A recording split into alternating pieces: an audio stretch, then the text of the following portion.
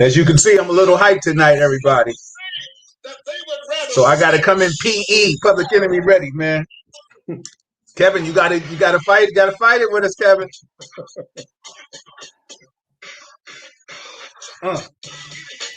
Yeah, that's enough. What's up, everybody? This is Bill Forster. I'm your host. This is Real Talk Chronicles. And as you all know, the hot topic, Daunte Wright, the Army lieutenant, the Derrick Chauvin trial. For those who don't know, the police officer that shot Jacob Blake is not being brought up on trial.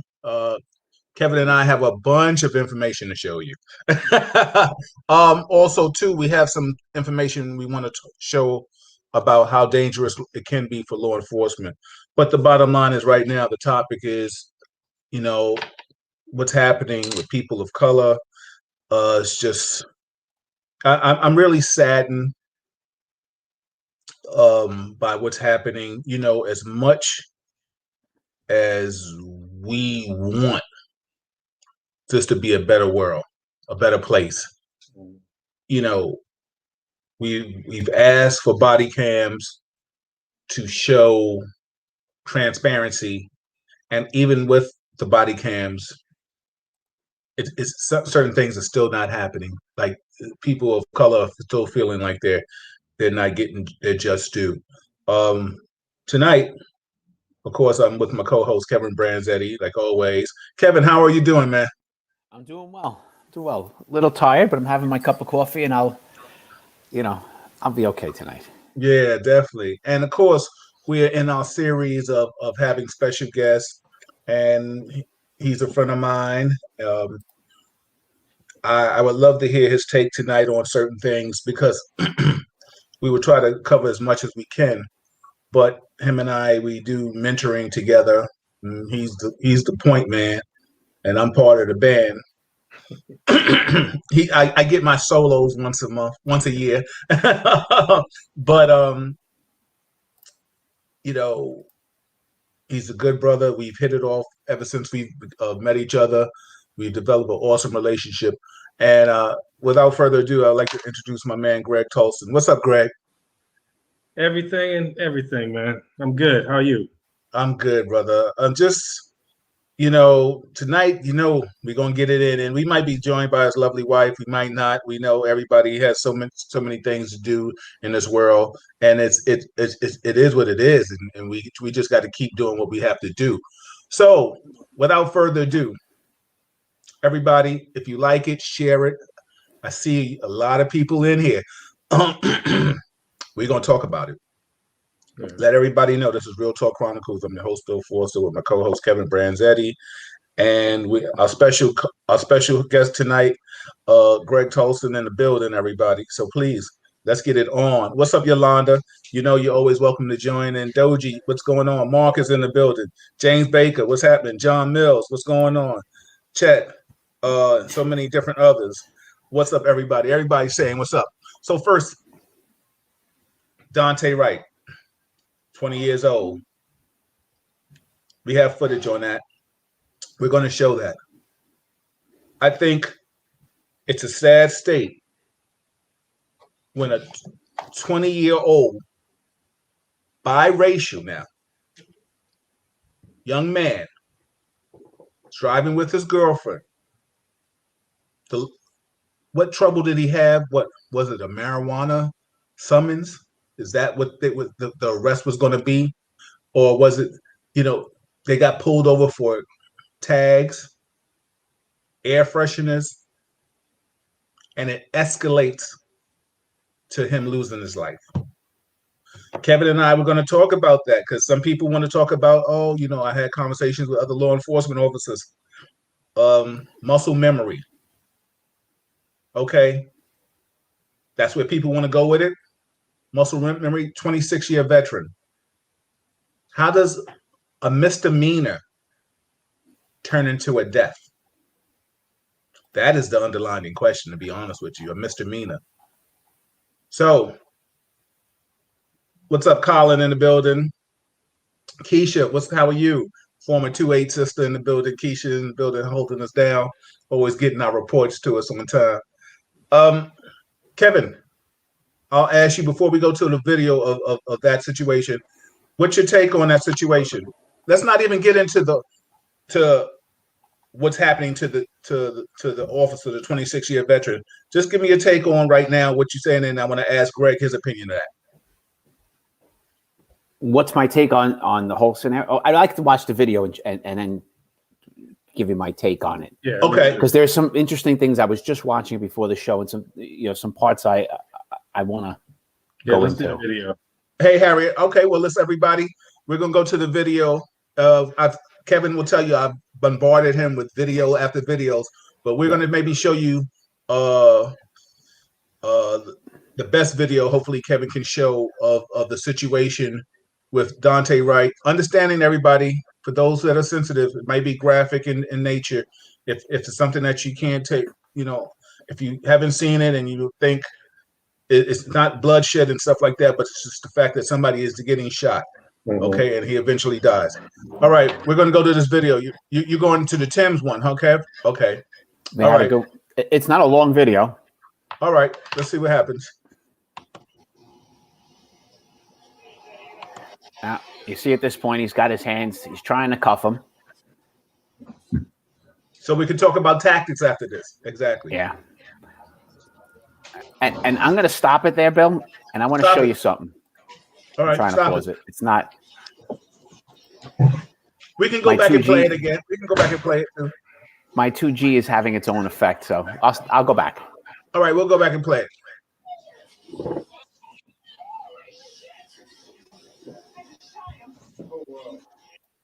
right, we need a little more volume on this. Yeah. Let's go back. I want you to play that video again. Yeah. You play that video again. Yeah. Start from the beginning. I need to get it again. You got to give me a second because TMZ goes to another video. Mm-hmm. I'm just resetting it. If you have to come out and come back in, let me know. Yeah. No, we're good. All right. But I maybe I won't leave it on the wide screen this time. I'll leave it on the smaller. I don't know why it was. No, go wide. It was harassing me. All right.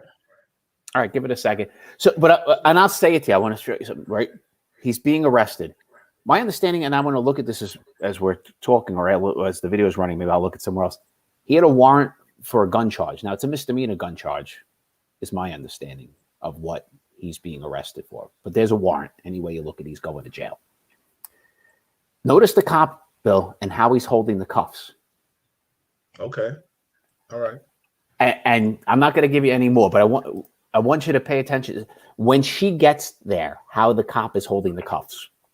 Okay. Go. Because I will in a moment. As soon as it, when you go to 3G, we'll go watch. Yeah, I shut everything else off just to make sure, but Yeah, I got you. It's Verizon's fault. Yeah. Let me.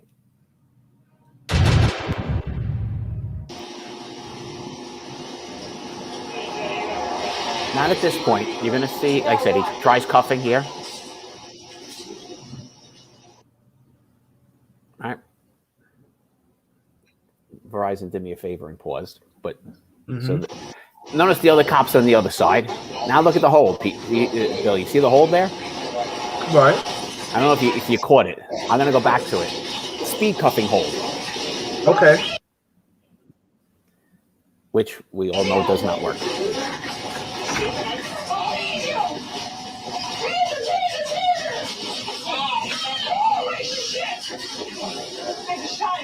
Oh, wow. Yes.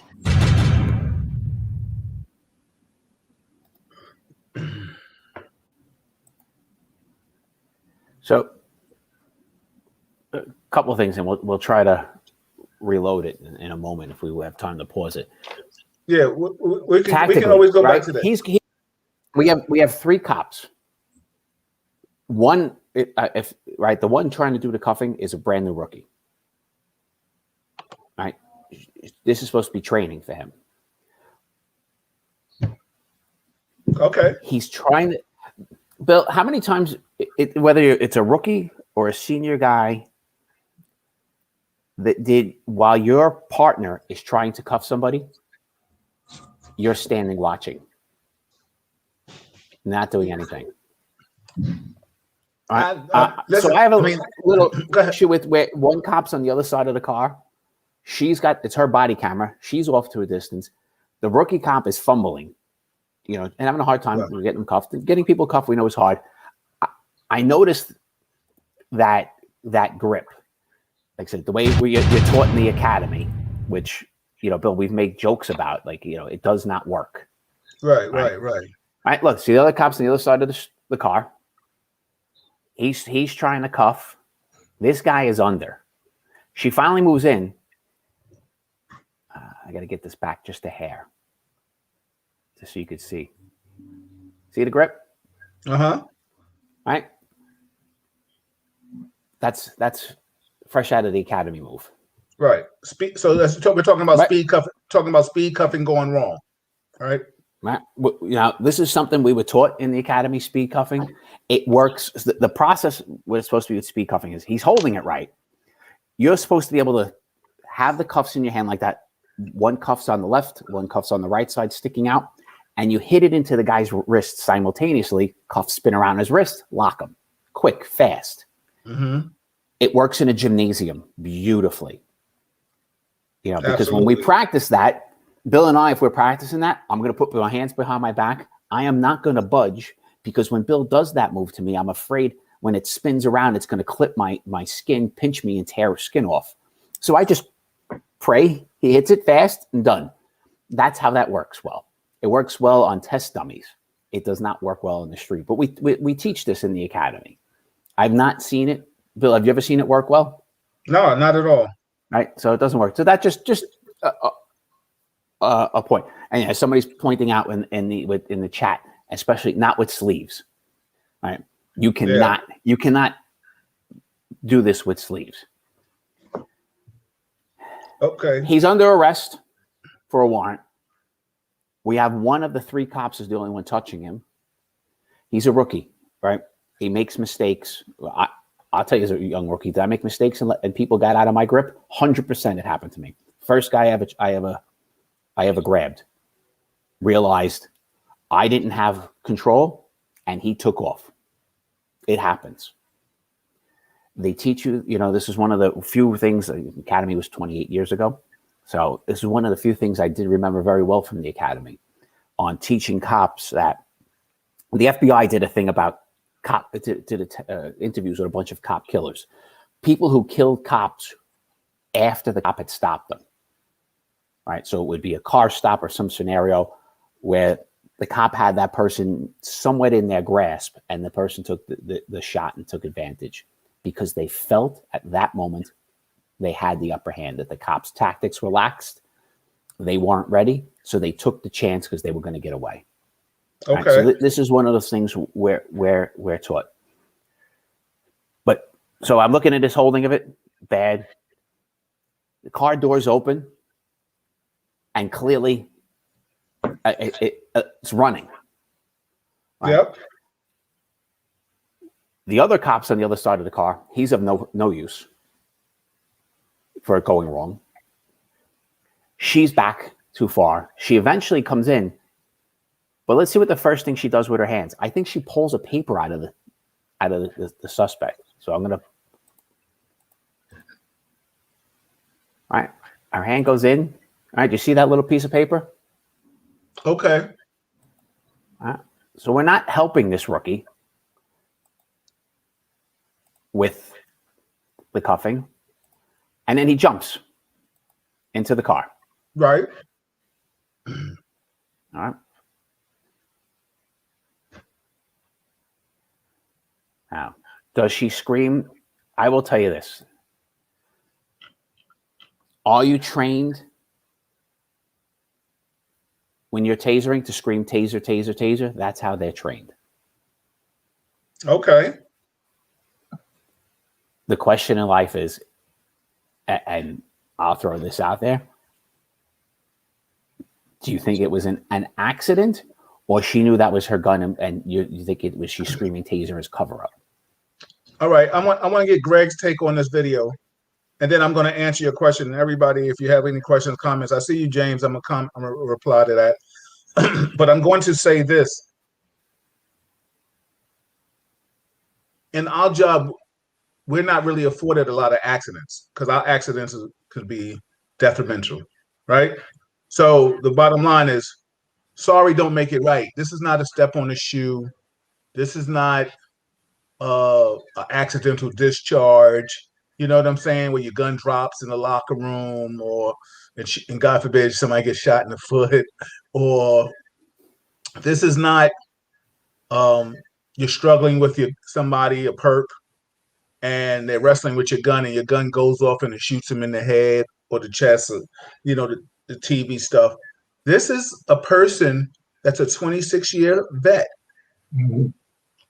that is training somebody. And it's obviously she's not a good trainer, because the way he's handling this guy is totally wrong. Now the other guy on the passenger side, he's indulged with the girlfriend, and that's why it's important to hear what the mother said too. I don't know if you want to play that, and it's to hear what the mother said and how this all transpired too on the phone, because they pulled him over on the stop. If it's a gun, you heard gun, I heard marijuana. Okay, the bottom line is he's out the car. The door should have been closed. If we're going to critique this guy, the door should have been closed, right? She's a vet. Sometimes you got to take control of that situation and then tell him later what he did or he or she did wrong. To sit here and let this escalate to him trying to escape, and it's still a misdemeanor, if anything, because the only way they stopped him is because of tags, or air fresheners, or whatever was the reason for them pulling him over. And now if they ran his name and it came back with the warrant, okay, he goes, no problem with that. But the thing is, we're talking about taser. She knows damn well, if you see that, you could see it. Stevie Wonder could see that. The gun is out in front of her face. She knows that ain't no damn taser. So and she had if you look at this video, if you really want to play it back, she pushed the dude out the way, the other officer out the way, said taser, and then shot him. And then after he shot, says, "Oh, I shot him. Look." Yeah. And then you want to say, "Oh, I shot him." So I don't buy that. And you always say, Kevin, about statistics, which sometimes I've been watching these shows recently, and they're talking about still what's happening. Yeah, you can play it again over and over, because I want Greg to see it too and talk about what he sees. But come on. How do you? I mean, you're okay, Kevin. I'm gonna let Greg comment and say what he has to say, and then I'm gonna ask you this $1,000 question. Go ahead, Greg. What did you see with this? Well, what I saw, all the technical part that Kevin walked us through. I'm not in the police force or law enforcement, so what you said, I take it, the way you explained it. I can talk for maybe would say the average person, and what I see is it happened again. It happened again. All the technical stuff aside, all the training, pulled over. This dude got shot for what? I mean, if he had a warrant, okay, that's as bad, but you shouldn't be dead over a warrant. And that's the first thing I see. And we're getting more and more of these videos. And that's not to say, and I know you've talked about it before, and we even talked about it, I think, a little bit maybe on the last show I was on, is that we're getting this has been happening all along, but we didn't see it because now we have technology, we have, news is every 10 minutes. So now you see all these things happening over and over again in city after city, and, person after person. And I very rarely see anybody that's any white person. It's usually people of color. And And to be honest with you, I saw a video. A friend of mine sent me a video, and I'm sorry I don't have all the background of where it was or who it was, but she sent me this video, and it was about it was recent, and it was about it was a white guy. At least from what I could tell, he was a white guy. He was in a truck. He had a gun in his truck. In the truck, it was open. He had it open so you can see it. And a long story short, and I wish I should have sent this over to you earlier, Bill. I forgot. But the long story short, you had about 4 or 5 officers. They were very aggressive, but they had their guns pointed at him, and he was literally calling out his rights. They told him to get out the car. He said, "No, I'm not getting out the car." They told him it was a white guy too, right? yes. Yeah, yes. I think we had that video. I wanted to play that for everybody too. Okay, so then I'll finish the comment. I won't go through that so you can show it. But the point is how that person was treated, and how the 3 people, I think the stories you sent me, were treated are 180. You know, all they use all of their police training. I can tell they try to talk him down. At the end of the video, is a spoiler alert, he drove off. He literally drove off the police. And my jaw is still down. So my comment is, okay, I see this, and they handled this guy, and it was a 3-minute video. They were talking to him for about 3 minutes, and then he sped off. For this, we see, we see a snippet. Of course, I don't see the whole thing in the beginning, but it escalated quite quickly. So my first reaction is, this is the same old thing. When is it going to stop? And I'm tired of whatever excuses, whatever legal means they have. Accidents do happen, but at the end of the day, it's still a murder. And I just want to see some accountability, for these incidents time after time. And just like you showed, she pushed another officer out the way to shoot him. Because I want you to play that again, because I'm not making that up. She pushed it on. Watch it. Here we go. Yeah, I saw that. That I hadn't noticed before. Struggles, right? He's trying to get him out. She has a paper. She drops the paper, pulls out a gun, pushes the officer out the way. To shoot him. And shoots him, and then says, "Taser, taser, taser." She can kiss my ass. Yeah. You know what I'm saying? She can straight kiss my ass. You know what I'm saying? Yeah, so my first thought is going to be the same first thought for every video. It happened again. Why? How? And I'm tired of this. I'm just tired of it. I'm sick and tired of it. I don't know what I can do individually, but I know I'm not going to accept these excuses that are coming out through court about, all the legal part and all the procedure and all that, because in many of these cases that I've seen, I haven't seen them all. In many of these cases I've seen, most of the people were at least trying to comply. They were expressing their rights, because the guy in this video you're going to show later, I think it's the same one, was talking about, I have my Second Amendment rights. He's talking about his gun.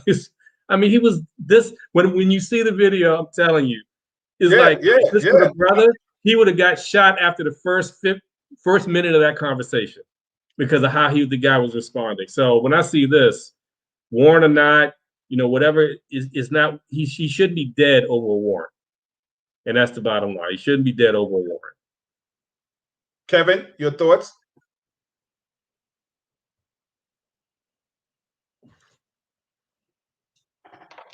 You muted, Kevin. There you go. Yes, look, nobody should be dead over a warrant. I'm going to go backwards in this and still go to the tactics. This is one of these incidents where it goes awry because we didn't know how to use our hands. All right. Okay. She is the training officer.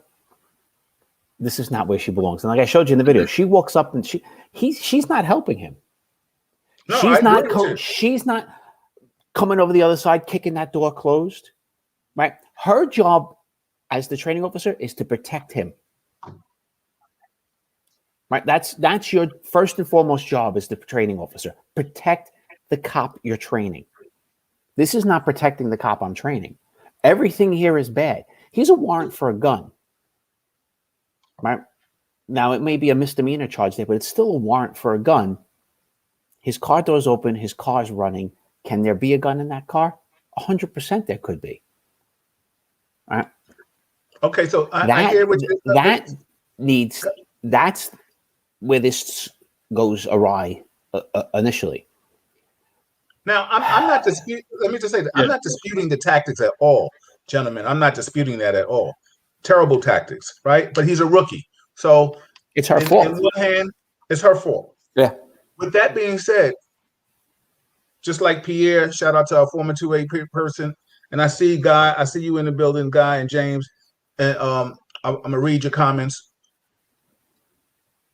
This young boy wasn't supposed to lose his life over that. We all agree with that, correct? Mm-hmm. Yeah. Now, absolutely. I don't even hear about he tried to run just because he ran. No, he tried to run. And look, that's their job. Bad guys' job is to try to run. But we're in. I'm not. Right, let's be honest about that. Like, that's what they do, and our job is to not let them. I'm not even going to put him in such a bad guy situation. I'm going to put him in a scared guy situation. No, but he's got a warrant. He's wanted. Bad guy, but that's what they're supposed to do. But now people were trying to arrest. But see, now you're painting a picture. When you say bad guy wanted, don't take that the wrong way with it, Bill. But when you're using suggestive words, that's all I'm trying to say. I'm not trying to say. I'll take my words back. No big deal. Right. So look, but this is what I'm saying. I understand what you're saying. This guy, let's if you want to put them apples to apples, you got this other video that we were talking about that we haven't showed yet. Excuse me. Two scenarios. If you put them side by side, you have one white guy in a truck. He had a gun that they could see. Mm-hmm. All right. We have another guy in a car who's wanted for a gun or have a warrant for a gun, but he could have a gun. He probably, we can even say he did. The difference is the one who you can see who had a gun arguing with the police and then drove off is alive. The one who we don't know had a gun is now dead. You're comparing two. You're not comparing apples to apples. You really are comparing apples to oranges because there are 800,000 cops in this country that do millions and millions of stops. And if we're going to just take two, it's hard to say it's. If you had another video, I can see. I know. But if you would need another video with these three, right? Like if we had a video earlier with these three and they treated the guy differently, I'm with you. Well, that's the point. The way the cops treated the other one, they used whatever those protocol are different because cops. They didn't fire. But these cops did. But Kevin, the correlation is what Greg is trying to say is that we see time and time again, white individual, Dylan Roof, other people, multiple killings, things like that get off at Burger King and things of that magnitude, and they're not dead. They're taken alive and then treated like it's my friend. He's going to jail on smoking weed on the corner. And and then I see a young guy, he wants to run, he ends up getting an ass whipping, whatever. Okay. But to get shot by a 26-year veteran, and then you want to say taser, and then you push the officer out the way. Well, you would push the officer out of the way with the taser. Either way, you would push the officer out of the way. So I understand. My question in the end to you is, do you think she knew she had a gun and intentionally shot and killed him? Or do you think I think she intentionally shot. Now, I think she pulled that gun. I think, listen, we know left side, right side. Now, we all going to cater to our strong side in anything we do. Absolutely. But you're a training officer. You're trained to shoot with a taser, right? That's why the job trains you. So when you go to court, they can say you're indemnified, right? You and I both know that, right, Kevin? So she's supposedly trained to know how to use her taser, right? It didn't happen.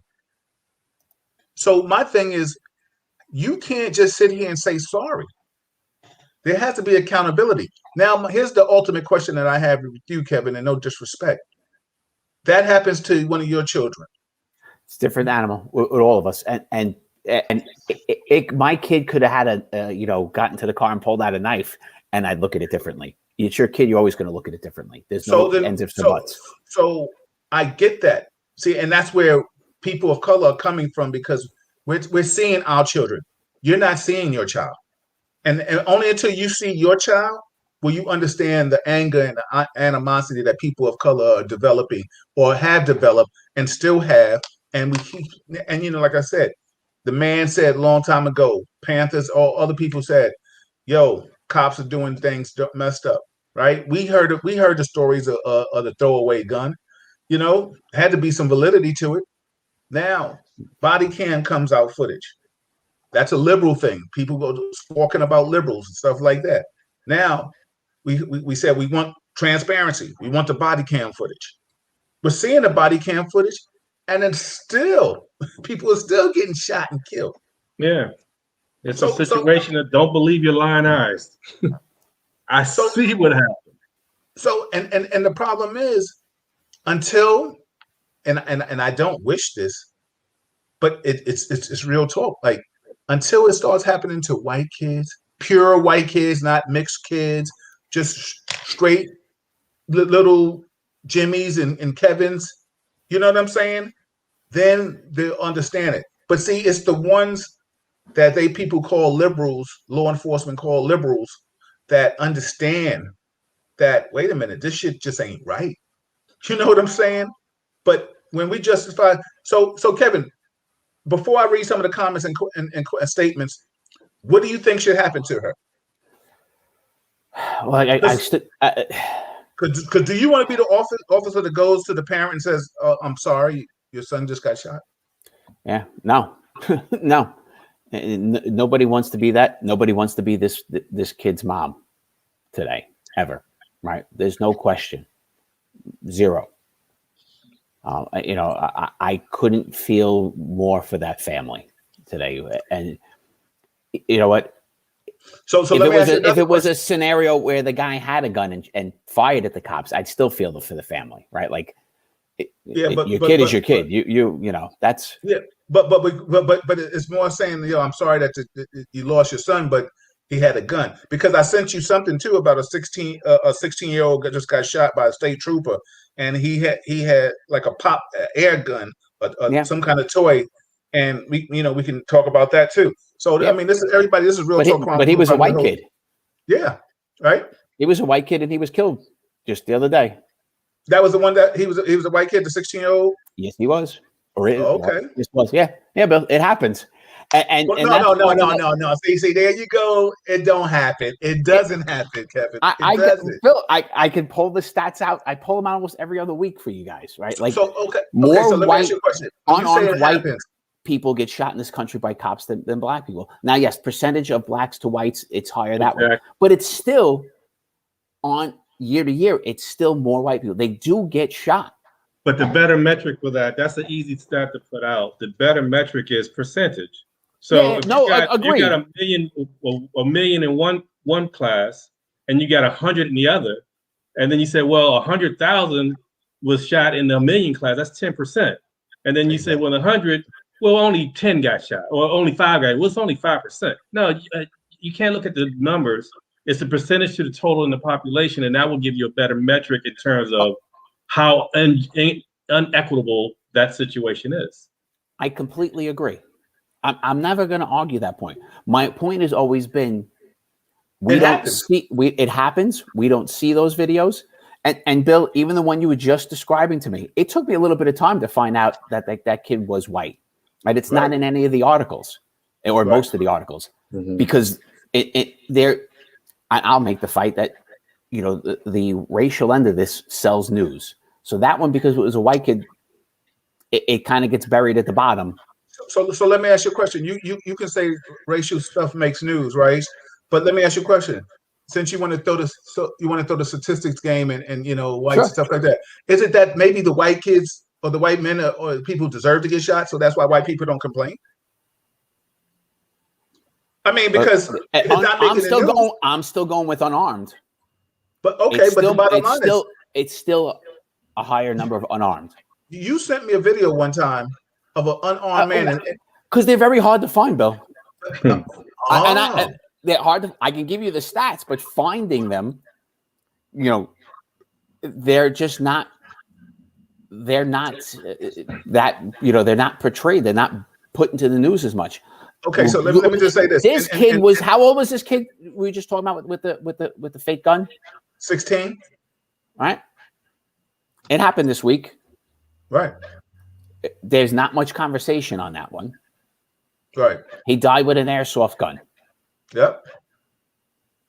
Yeah. Well, I brought it to light. Whether I knew if he was white or black, I brought it to light because it did happen.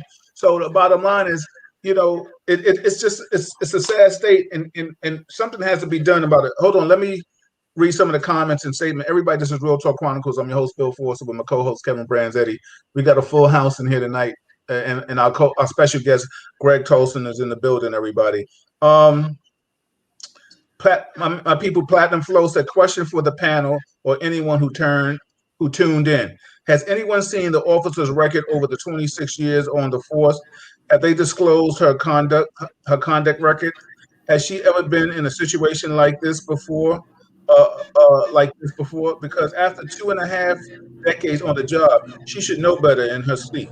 What's your statement on that, Kevin? And then I'll come to you, Greg. Kevin? Sorry, I wasn't getting you, Bill. I was saying, did you hear the question I just read? No, you read it. Go to Greg and I'll read it. Greg, did you hear it?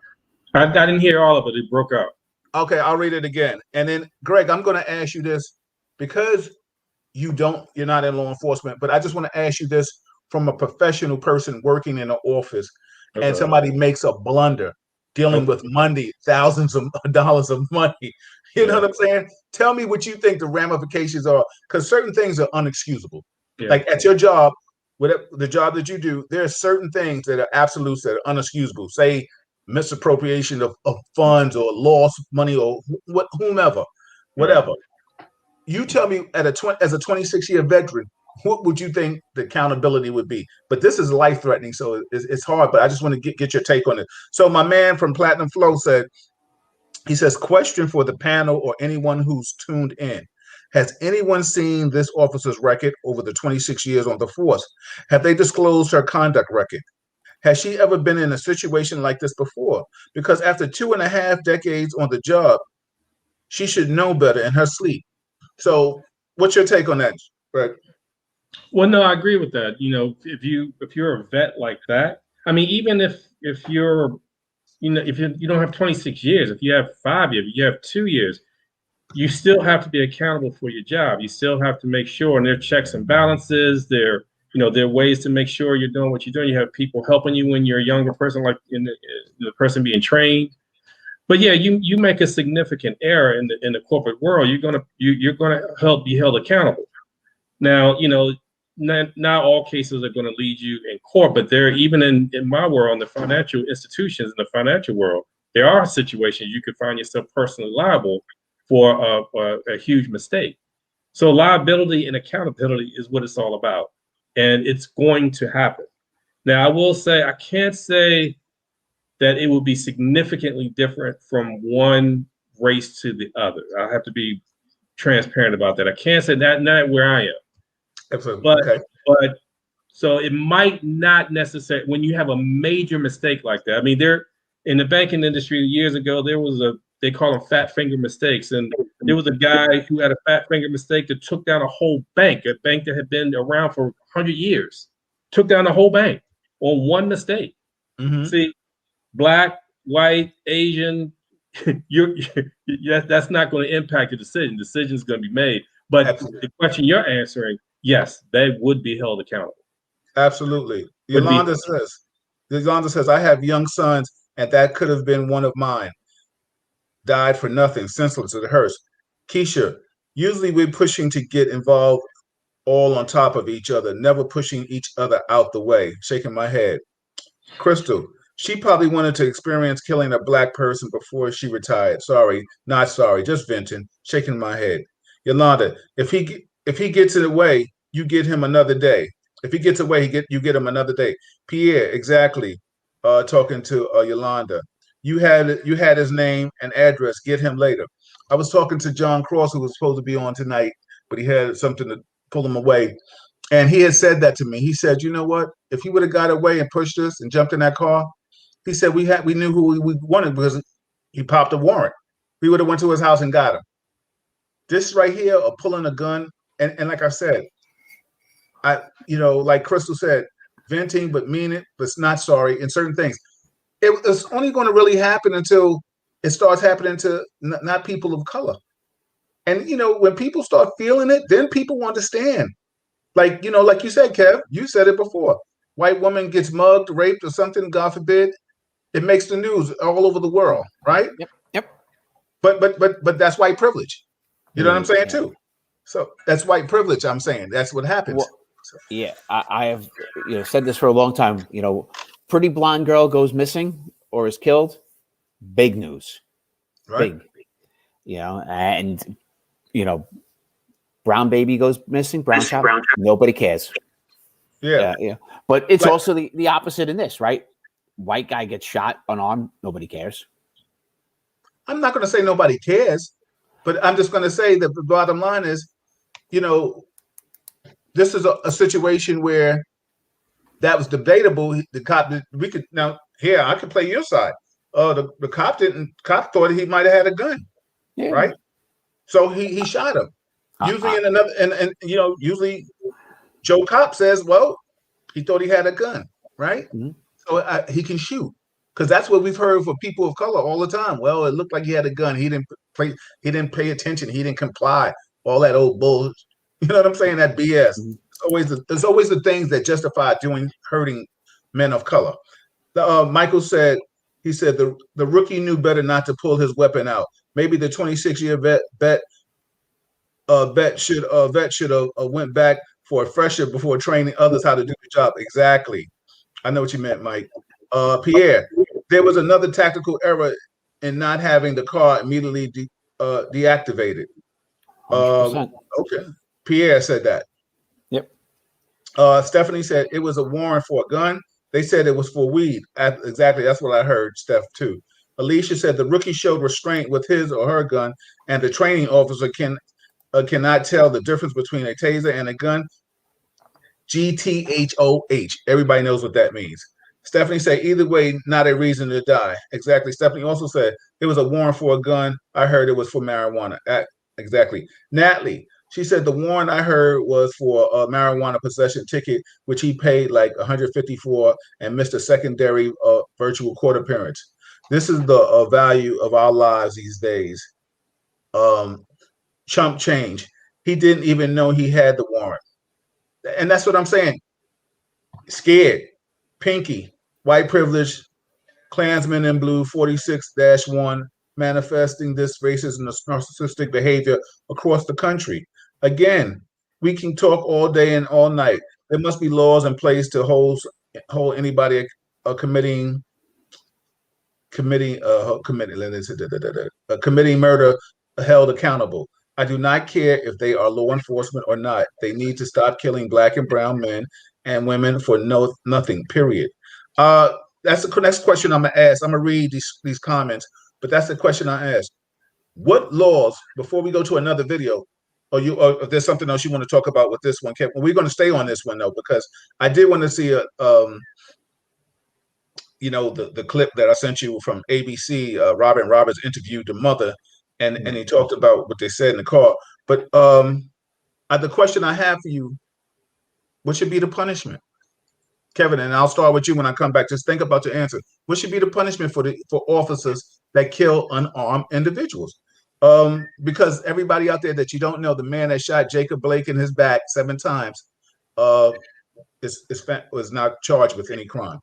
Alicia said, I agree, Bill. Kevin is absolutely painting a negative picture of the Black guy and attributes bad tactics to the cop.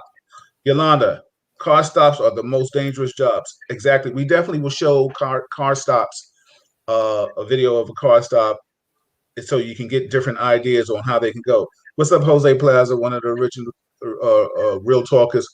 That is the problem right here. The suggestive words are a big deal. That is the tactic that used to make reasoning behind killing us.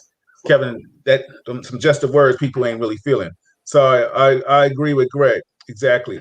Pierre, my habit when I was active was to have the suspect turn the car off. tactically, that's the best way. Kevin and I think have talked about that. John and I talked about that, and put the keys on the dashboard so they couldn't drive off. Exactly. I see you, Keisha. Exactly. Jose, so he's a bad guy because he got caught with the bud. Yeah. Uh, Darren, cops do not see white people as a threat. We will definitely show that video tonight too, Darren. Pinky, yes, this intentional shot, no question. Keisha, the damn training officer. Harriet, I think she knew exactly. I mean, we can show it again for anybody that wants to see it again. I mean, the more I see it, you can't say taser, and you know it's on your left side, and you got your right side on. Either you're shooting a fleeing misdemeanor. Come on, man. You know, Pierre, her taser is mounted on the off side of in the pictures. Exactly. Mark, was his girlfriend in the car? Yes, she was. Won't be the first time a black male is shot and killed in front of his girlfriend and child. Sadly, the same state. Philanthro Castile. Why is it always the ones killed? Exactly. Lisa's in the building. What's up, sister? Whether it was intentional or not, Kim Porter committed murder. I respect that. Natalie, isn't there a different way color? Did she look at him? Did she look to aim? Huh? Come on, she knew. Colin, she knew exactly what she was doing. Pierre, it would be impossible for her to mix her taser and gun up in earnest. Yo, Kevin, were you taser trained? Yeah, I was. Was it on the same side or the opposite side? When I had it, it was in the glove box. Oh, okay. You didn't even have it on your belt. You took it out when you needed it, kind of thing, beforehand. Exactly. You remember when we first came on boat? Our tasers were shaped different. Yes, they were not absolutely. shaped. They were not shaped like a gun. Some point in time, we went to these gun-shaped tasers, which I don't think we should have. Ours was, and I can't just really have a hard time describing it. It was shaped more like a flashlight than a gun. Right. I remember Yolanda, a former narco ranger with me, she said, asked a great question. She said, isn't there a way to take the taser out of the holster other than taking the gun out? Darren, excellent choice of words, Kevin. Does not see his family. Pierre, no responsible jury is going to buy the story. Keisha, the other issue is the cop is almost always white. Exactly. Yep. It was never happened to them, Bill. Exactly. Preach, Bill. This is the truth when it comes into their backyards. Exactly. Keisha just got killed by the cops. Exactly. Vivian, they know they are being recorded, so they know what to say. Absolutely. We'll talk about that when it comes to that Army lieutenant. I want to get back to this. I see you, Keisha and Lisa. So go ahead. Doing some research here. Newsweek did a fact check on his arrest, his warrants. And it was a warrant for carrying a pistol without a permit. It's a misdemeanor in that state. It's not it's not like how we treat guns in New York City. He had an unlicensed gun. And your point? No, just clarifying. People were asking. I thought it was weed. I thought it was this. It was okay. I got you. There was water. That's clarity. All. I just want for clarity. He could be like, unless he was wanted for. Like he was a serial killer, and then like then you might want to shoot the fleeing felon, like he's killed 25 people, and you can go kill 25 more.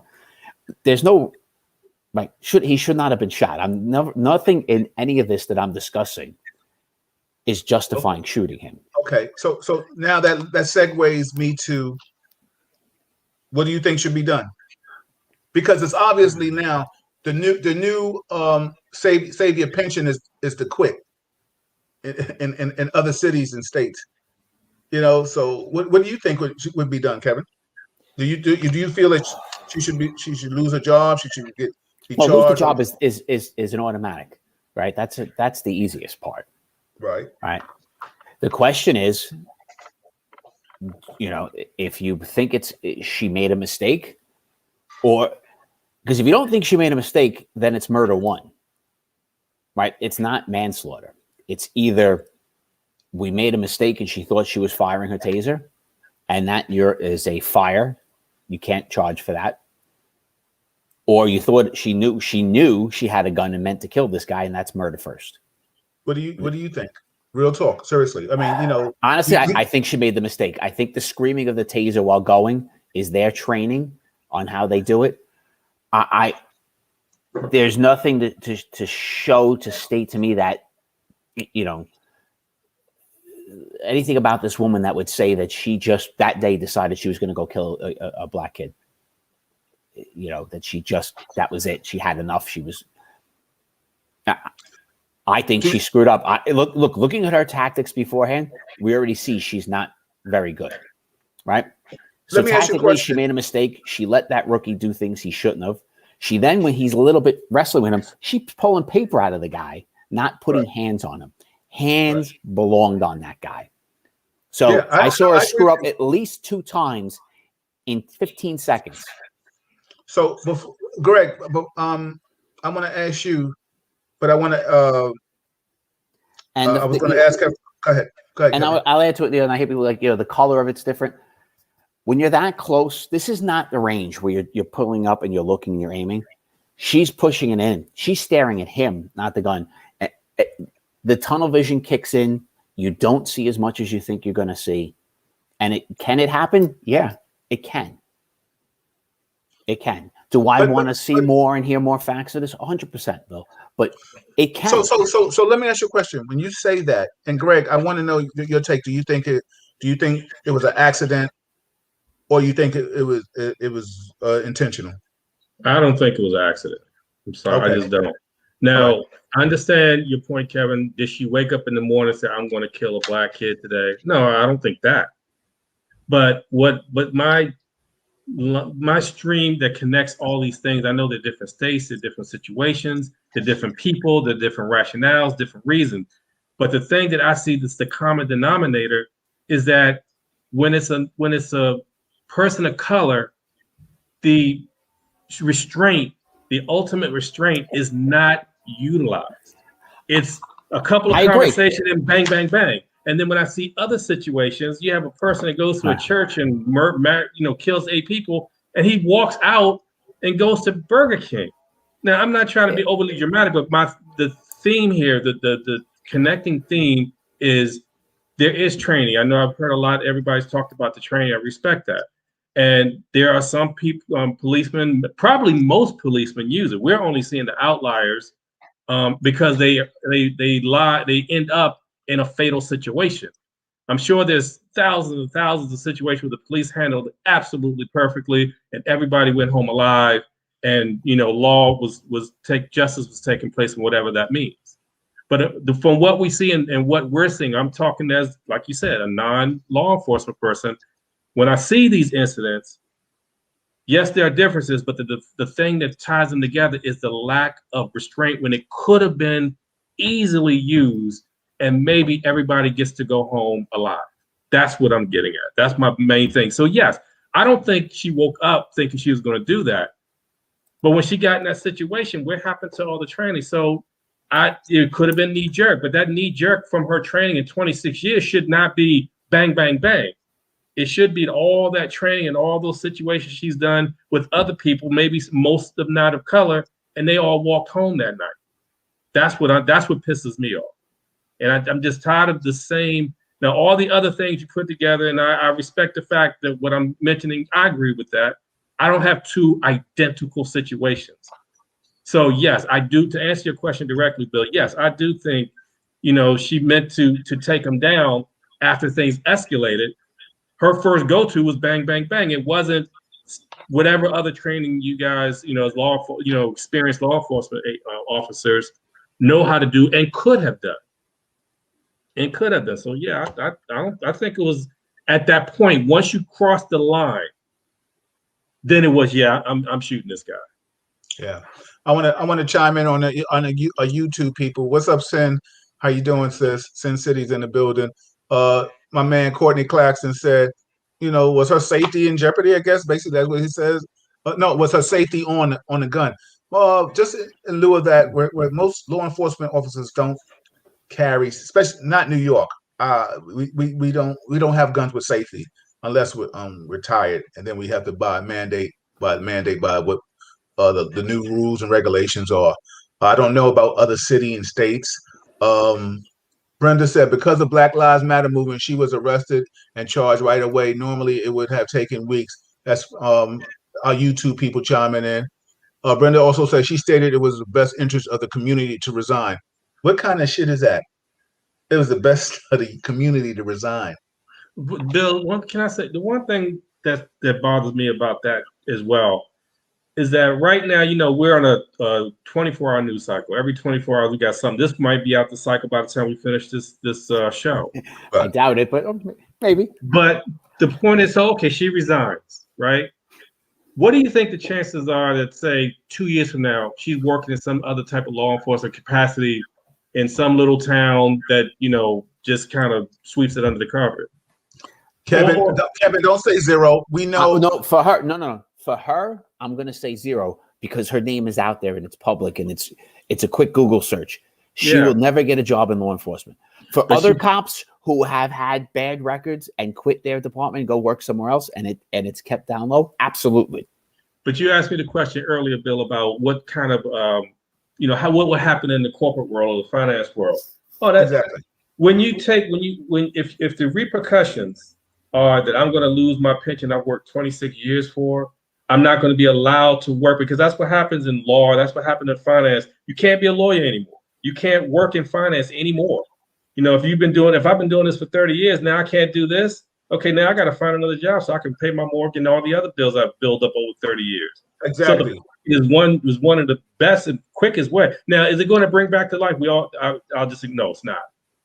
But when I'm talking about accountability, I think when people start losing that pension, when they start losing the ability to make money, because you know what, that young man, I don't care if he worked at Burger King or cut lawns, he can't do that anymore because he's dead. Yeah. So you resign, you did the morally, ethically right thing to do, but now your accountability is going to kick in. So what do we do about that? Yeah, hold on for a sec, everybody. This is Real Talk Chronicles. I'm your host, Bill Forster, with my co-host Kevin Branzetti, and our special guest host tonight, Greg Tolson, is in the building. We're talking Daunte Wright, the Army lieutenant. We're talking also to Derrick Chauvin, and we could talk about Mr. Jacob Blake that got shot. His officer, no charges. That's the real elephant in the room. And I see you, Tyra. I'm a comment. I see you, Allison. Allison Williams. Will be up next week. Real Talk with Allison Williams every third Monday of the month. I apologize. Let me read some more comments that came in that were really something that I really wanted to touch on. Let me get back to it. Okay. Yolanda said maybe her adrenaline was to the roof. Okay. Chat said this is our narco families in the building, man. Shout out to all our law enforcement working now and retired. Respect, appreciate you all. All with whatever ethnicity, because I don't want people to think that Bill's hating on this and that. I keep it 100. Real talk. Chat said she is a training officer. Taser, cross, draw a gun, dominant, draw, cross. Come on. Veronica, what's going on? I don't think she woke up saying she was going to kill a black person. I believe she knows the difference in the guns. Absolutely. Sharon, Stevie Wonder can see it wasn't an accident. Jose Plaza, the gun snap taser is a tactic used to get them comfortable with pulling out on our people and pulling the trigger. Yolanda, he's right. Harlem AG in the building. She lost her job. That's why she resigned, but won't go to jail. Will be hard to prove intent. Now that's where I think when we talk about that accident shit, you know what I'm saying? Where that it really, you're right, because in her employment, she didn't. You can say she didn't sign up to go to work to kill somebody. It will never be proven. So the accident now makes it a slippery slope. But the bottom line is, like Greg was saying earlier, some accidents can't be reconciled. You know what I'm saying? This is. What could she say? You know what? And I hate to say this, like, when you accidentally kill somebody's son, say you have a child, somebody says, okay, child for a child. With the first thing you're gonna be like, no, I didn't do it intentionally. Mm-hmm. You know what I'm saying? Because right now, and I'm saying that from a person of color, that I'm sure that people out here are just tired. And we have the saying, I'm just tired of being tired. You know what I'm saying? Sick and tired of being sick and tired. Yeah, exactly. Because you know what? It's all the time you hear people of color. It's an accident. We don't want any more accidents. We don't want any more accidents, and we can't say this clearer. And we're talking about conflict right now, but before we get off here tonight, we will try to talk about solution. But the bottom line is, I had to finish reading some of these other comments, and I appreciate everybody out here. If you like what you see, the content tonight, please subscribe to it. If you're on YouTube, if you're on Facebook, share it, let people know. Ty Butler, I want to read what your comment was. I'm looking for it right now. I saw it. I just want to go. Okay, Cheryl said they don't have a second thought about using excessive force, drawing their weapons, and or killing a black man. Pinky, training does not matter, Greg. These are punks in blue with a license to kill because there are no laws in place to hold them accountable. And what will continue to happen. Period. I just spoke at a college today. Shout out to the professors if they're listening. Of course. And we were having this discussion. How do you change? What's the change that has to happen right now? Like, I want to get Ty's statement right now because he said it, he typed it in so eloquently. And Ty, you're retired now, so I definitely want you on the show. Let's see. Pinky said, bullshit. She resigned to get a pension that she would not get. Absolutely. Vivian's replying to somebody's comment, like, whose community? Exactly. It's not our community, Vivian. Veronica says she only resigned to save her pension. Exactly. Natalie said this is a great concern. If the seasoned vet training, this is a great concern. If a seasoned vet training officer is such a reckless way, what rule book is she going by? Y'all pointed out way too many errors for her position. I totally agree with you. Felicia said, "What's up, Fee?" She says she won't get another law enforcement job. I hope not. There he is. There's my man Ty Butler in the building. I was looking for your comment. He said, why they did that with the white female officer in Louisiana after she shot the unarmed black man with his hands up, whose car broke down on the highway. Remember that? Yeah.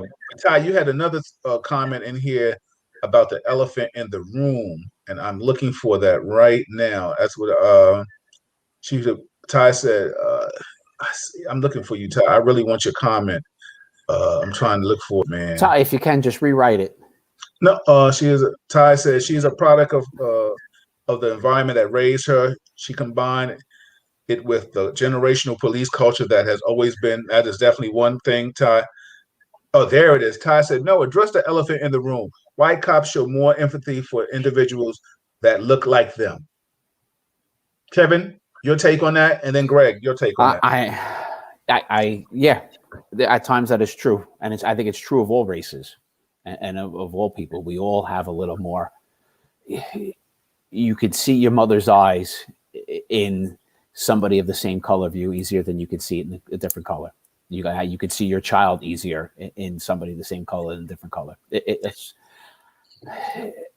I think that's a reality, and I think it happens more than we would like it and expect it. I don't even think it's intentional with some cops with being racist. It's just, I think it's a natural thing. I think we all do that to an extent. Okay. So with that being said, and then Greg, I'm going to ask you the same question, but let me just comment on what Kevin said. So with that being said, so maybe we need to get less white people off the job and more people of color on the job, and then maybe we won't have these problems. Greg, think about that, Kev. Go ahead. Mm-hmm. So I think whoever made that comment, they articulated what I've been trying to explain through my examples, which is the restraint is there, the patience is there, the whatever training that you're given to handle a situation in a less lethal way is there with whites, and with people of color, it just escalates so quickly. And this, and this is what we're seeing in these incidents. It just, you go from 0 to 60 in 2 seconds, and next thing you know, someone is bleeding. And unfortunately, a lot of them are dying. So yeah, I do think there's more restraint. I do think there's more empathy and more, like I said, I mean, I know this is a little bit different situation, but the point I'm making is the empathy. You have a person that goes and shoots up a church and they take them to Burger King. I'm sorry, I can't let that go. I can't let that go. And you have somebody gets pulled over for a warrant and he's dead. There's no, he's not going to Burger King anymore, And I'm not trying to make light of it. I'm laughing because it's upsetting, Of course, because we have no other choice. And Kevin, like I said, I put the onus on you. Everybody, first and foremost, like I said, I appreciate all the comments. I'm reading it, and I'm going to try to read everything that you're writing, because you being here with us tonight is important. You here with me any night is important to me. So I try to give back to you as much as I can. Just let you know I acknowledge everything that you're saying. So I mean, if you like the content, please put some thumbs up. Let us know that you're here. We believe. But everybody, this is Real Talk Chronicles, and like I said, this is what we do. We keep it real, straight real. You're not getting this. You're not getting this kind of conversation any other place. You're really not. So, and that's not to disrespect any other podcast that's out here, but I'm giving it to you straight raw. And if I lose a friend over it, it is what it is. I got a wife. As long as she loves me and speak to me, I don't care about anybody else. You know what I'm saying? You keep going past 9 o'clock, and that might not happen. well, hopefully we won't do that, because we got some other topics to talk about. But so how do we change that, Greg? I think I'm coming to you with this. Like, how do we change this? How do we make this right? You know what I'm saying? And then we're going to go to the lieutenant. Go ahead. Well, I mean, obviously, I don't have a quick answer, but I do know this. It's going to come from many different ways and many different levels. I mean, internally, there has to be change. Externally, there has to be, continued efforts with not only the protests, but, the more pressure on the police officers and the police unions to make the appropriate change. And, I'll be very transparent. I'm not even saying I'm not looking at this from a prism that just says policemen bad, period. There's so many situations, but I know this type of situation has to change. So, I think you can guide me back on track, because I'm not a part of that community, but I would say maybe better screening of people who are joining the police force, everything from I guess you would have personality type tests and things like that to determine, what type of personality you would need to be able to perform a job like this. I think I saw a comment and I agree with this, having police officers from the community police that community. When you know the people, when you know somebody's mama, you see all these old movies about policemen, and I know your daddy, don't let me have to take you home. You look at a TV show, a racist TV show like the Andy Griffith Show, right? And they knew everybody in the town. Andy Griffith's not going to shoot up somebody because he knows mom, he knows daddy. So if you have somebody in the community, from the community, police in their community, you might have some change there. If you have more accountability, I think. Like I said before, I have a lot of different certifications. One is fraud certification. And one of the things that we learned is that you can't deter someone from the penalty of committing a crime. So if they know the penalty, that's not going to deter somebody from committing. But when they know they're being watched, that's what deters them. So I think that's something that you said too, Kevin. Go ahead, Greg. Finish your comment. I'll apologize. So part of that determinant of someone acting, out of line as a police officer or committing a murder, even though it might be classified as something else, if they know certain things like, well, if I mess this up, then I'm going to lose my pension, and I'm not going to be employable. And maybe like doctors have to have insurance. If police, I don't know if this is true, maybe you do, but if they had some type of insurance and say, okay, if you do this, and even if you are deemed innocent by the court, your insurance is going to go up 100%. So because I'm finance, all my thoughts are coming from a financial perspective. But you know what? I believe these things might help. Let me just say this, Greg. I totally understand that. And right now, this is what's happening. And we had Pamela Monroe on the show, and she was about getting change, right, Kevin? And a lot of times, officers right now, I know this firsthand, and I'm sure Kevin does too. Officers are working in the past. What I mean by that is that everybody out there, they are replying or responding to the situation in the past. They are not trying to put their hands on because they're afraid they're going to lose their job. But this is the sad state right here. Some feel like you're taking policing away. Now, maybe to a certain degree, you might have, like, there has to be law and order.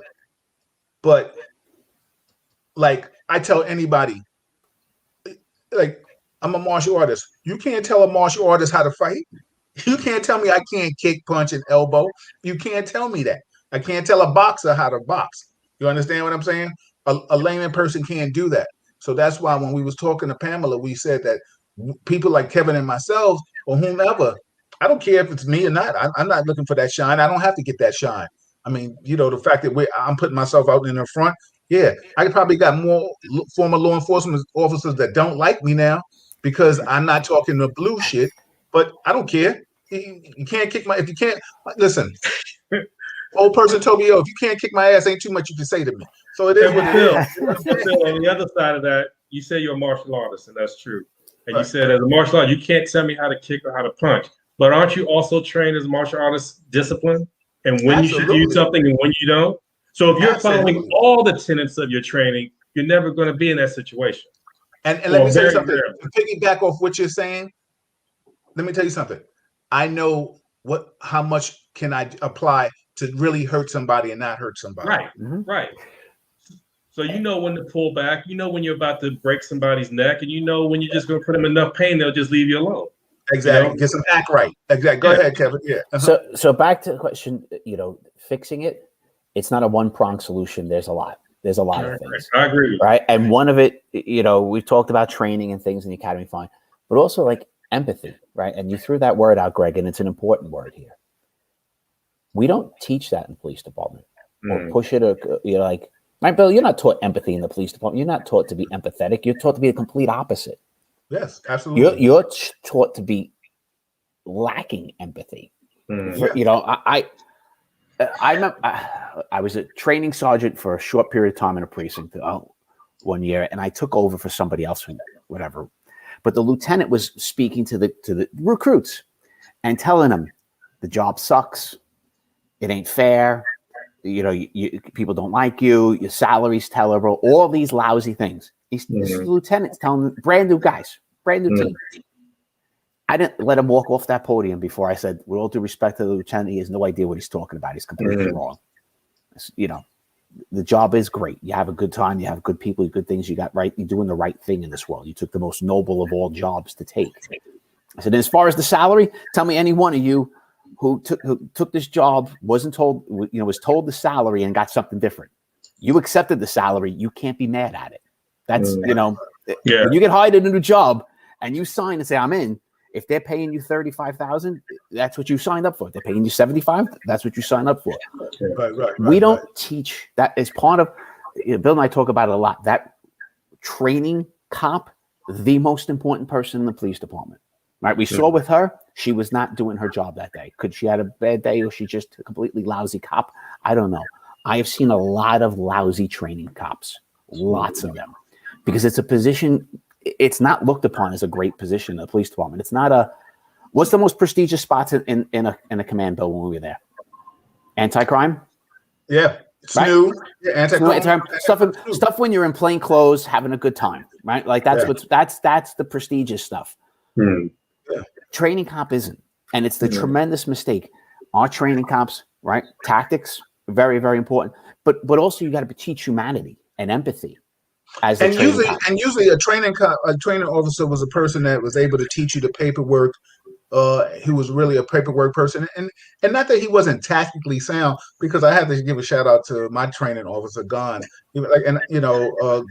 Dennis Gonzalez.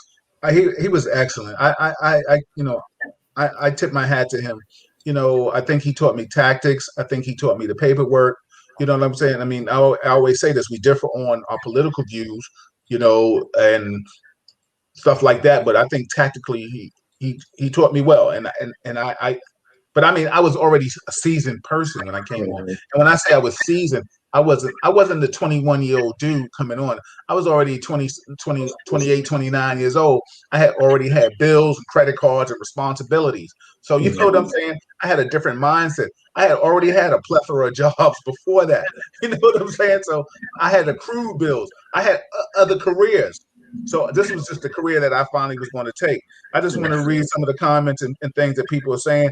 Kevin, I want to go to the lieutenant's video right now from Virginia. As I read some of the comments, I say, now there's two videos that I want to show. I want to show the actual video where he's getting stopped, and then I want to show the video where they're at the aftermath where they're talking to him and giving him the BS. I sent you. All right, you sent me a lot of things today, Bill. So me finding it may be a little difficult. I'm going to show a video of him being stopped, being improperly spoken to, maced, the whole 9 yards, right? Like, I have that one already teed up. The one of the interview with the family and him. Well, the family with Daunte Wright's family, I guess, unless we want to play it to hear it, but then, you know, I definitely want to hear. What are you going to play now? The lieutenant. Okay, let's go to the lieutenant. Everybody, this is Real Talk Chronicles. I'm your host, Bill Forster, with my co-host, Kevin Branzetti, and my special co-host tonight, Greg Tolson. This is Real Talk Chronicles. If you like it, subscribe to it. If you're on Facebook, share it. If you want to be on the show, I'm putting it out there in the universe. Former law enforcement, layman people, if you want to be on Real Talk Chronicles, let me know with Kevin and I. We will discuss these issues and topics. All you got to do is bring it up. I don't care. Or you can just stay in the comforts of your living room, you know, in your pajamas. You know what I'm saying? And you don't have to come on. But I appreciate it. I want you to come. This is the only one of a few places that you're going to get the avenues to speak freely and say what you really want. For Jose knows. Jose's a real talker. He knows this is what we do. So you ready to go to the video? I want to read some of these comments. Everybody, I see it. I appreciate you. I will read it. Kevin and I will get back to you and comment and share it. Like Colin said, I thought it was so funny. Like Alfonso Fries and my old partner, he said we had good training cops. I see you, Fred Richardson. He said there's no real tangible benefit to being a field training officer. You're right. Tyrone Butler said at this point, to fix it and implement more discipline to use of force, there needs to be fair punishment for the negative actions taken. Ty, I got to get you on the show. You know, you've done before. Jose Plaza said, how long has she been training and how many cops she has trained to use the same tactic? Very good point. Tyrone said, empathy can be taught through leadership. The problem is the leadership needs to be changed. Sharon Saunders said, it's not that white people are killed by police, but disproportionately, black people are 3 times more likely than white people to be killed by police when they're not attacking or do not have a weapon. Also, too, with that being said, Kevin, hey, what's up, Darylyn from calling in on YouTube? Hello, guys. I will come back after the videos and voice my opinion. Great topics. Thank you. Kevin, I also sent you a video from Instagram. I think I might have sent it to Greg too, about a black man being pulled over for doing 65 miles per hour in a 70. And the cop gave him a warning ticket, just to say, when you get home, I sent that to you. Listen, we got so much to talk about. It may not all be done tonight, but it will be done. Trust me on that topic. Kevin, you ready with this video? Yeah, just gotta hit share. All right, everybody.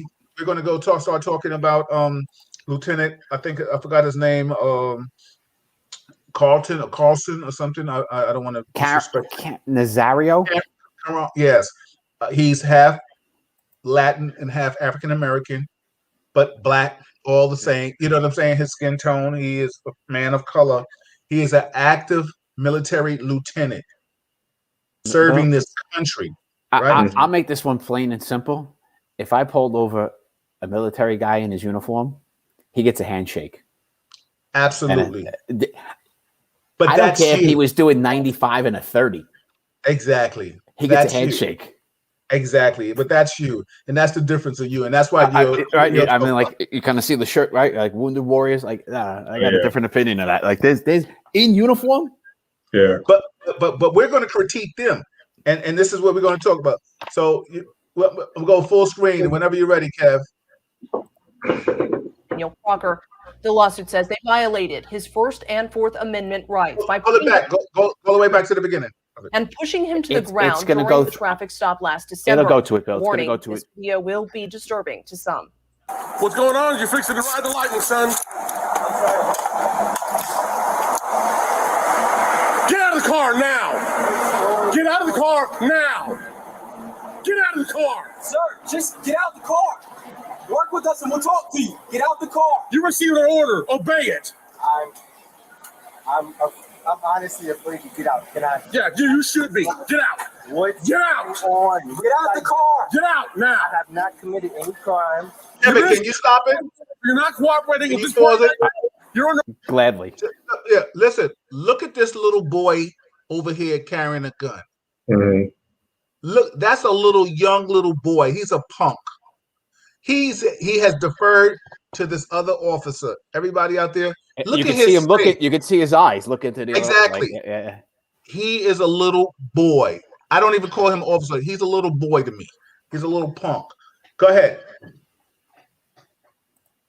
You're being detained, okay? You're being detained for obstruction of justice. Traffic violation. I do not have to get out the vehicle. You haven't even told me why I'm being stopped. Really? Get out of the car now. Get out of the car. Get your hands off me. Get out of the car. Get your hands off me. You know what? Get your hands off me. Not a problem. Hands off me. Back up there. I didn't do anything. Don't do that. Sir, get out of the car now. Hey, sir. Get out of the car now. Sir, I'm trying to talk. Get out. To you. Okay. I'm trying to talk. Get out. Just get out of my car. Can you please relax? Get out. Please relax. Get out of the car right now. Now. This is not how you treat a vet. I'm actively serving this country, and this is how you're going to treat me. Back up, Daniel. I didn't do anything. Back up. Whoa, hold on. Daniel. What's going on? Hold on. Watch it.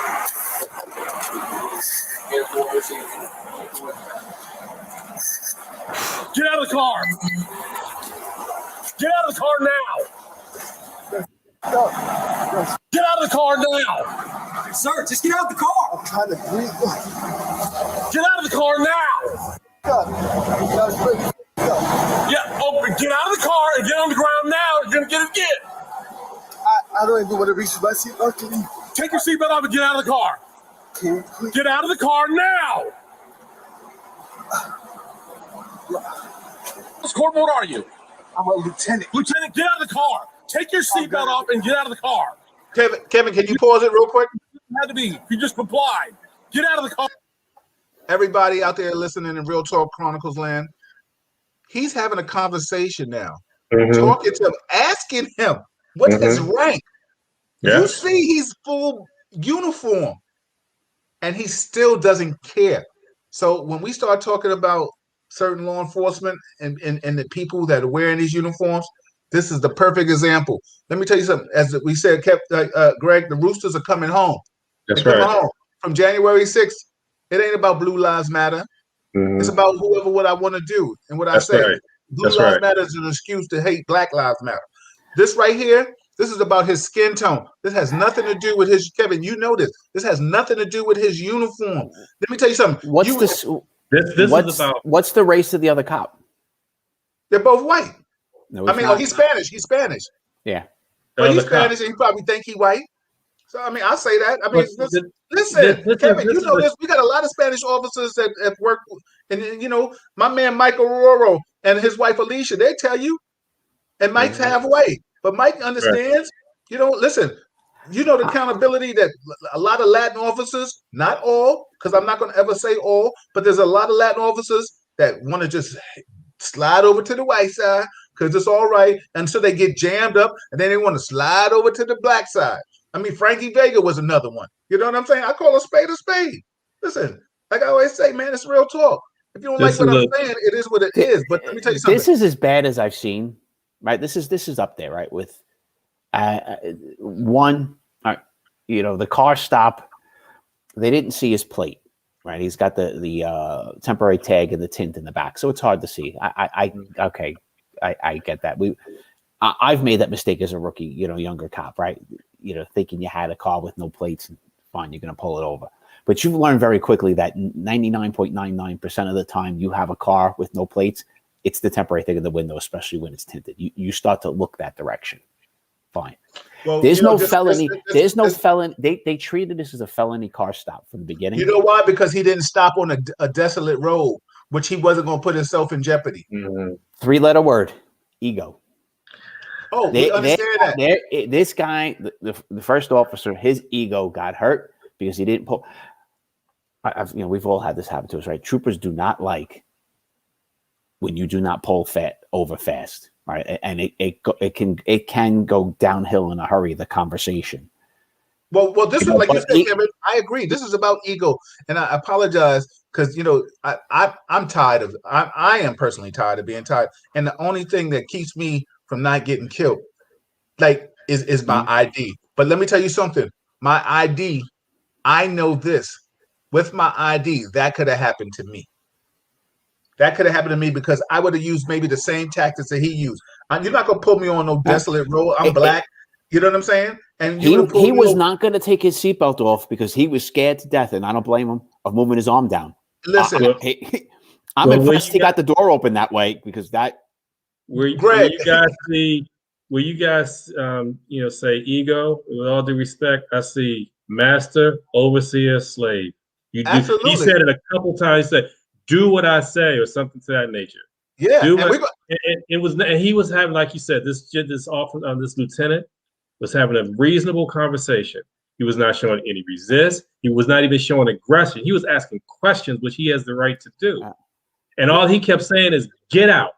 Do what I say. I am your master, nigga. Get out this car when I tell you to." And Absolutely. The only thing I think that stopped him from probably putting a bullet in his head someplace is the camera, and they were in a well-lit place. So I think your point is very correct that guy the lieutenant, I give him his proper recognition. Yeah. The lieutenant, said, "I'm not going to stop on some desolate road where they're never going to know what happened. If something happens to me, it's going to be live. It's going to be, it's going to be, the revolution will be televised on this one." Exactly. Go ahead, Kev. Finish playing. I'm going to finish playing it. And I got to ask you a question. Should that cop be charged? Fine. Take your seatbelt off and get out of the car. Straight onto the ground. Straight onto the ground. Ma'am, is your commanding officer available? Down. Let's go. Is your commanding Let's officer go. available? Get on the ground. Get on the ground. Get on the ground now. Get on the ground and get straight again. Get on the ground. Can you please talk to me about what's Get on the ground. Get on the ground now. Can you please talk to me about Can you please talk to me about what's going on?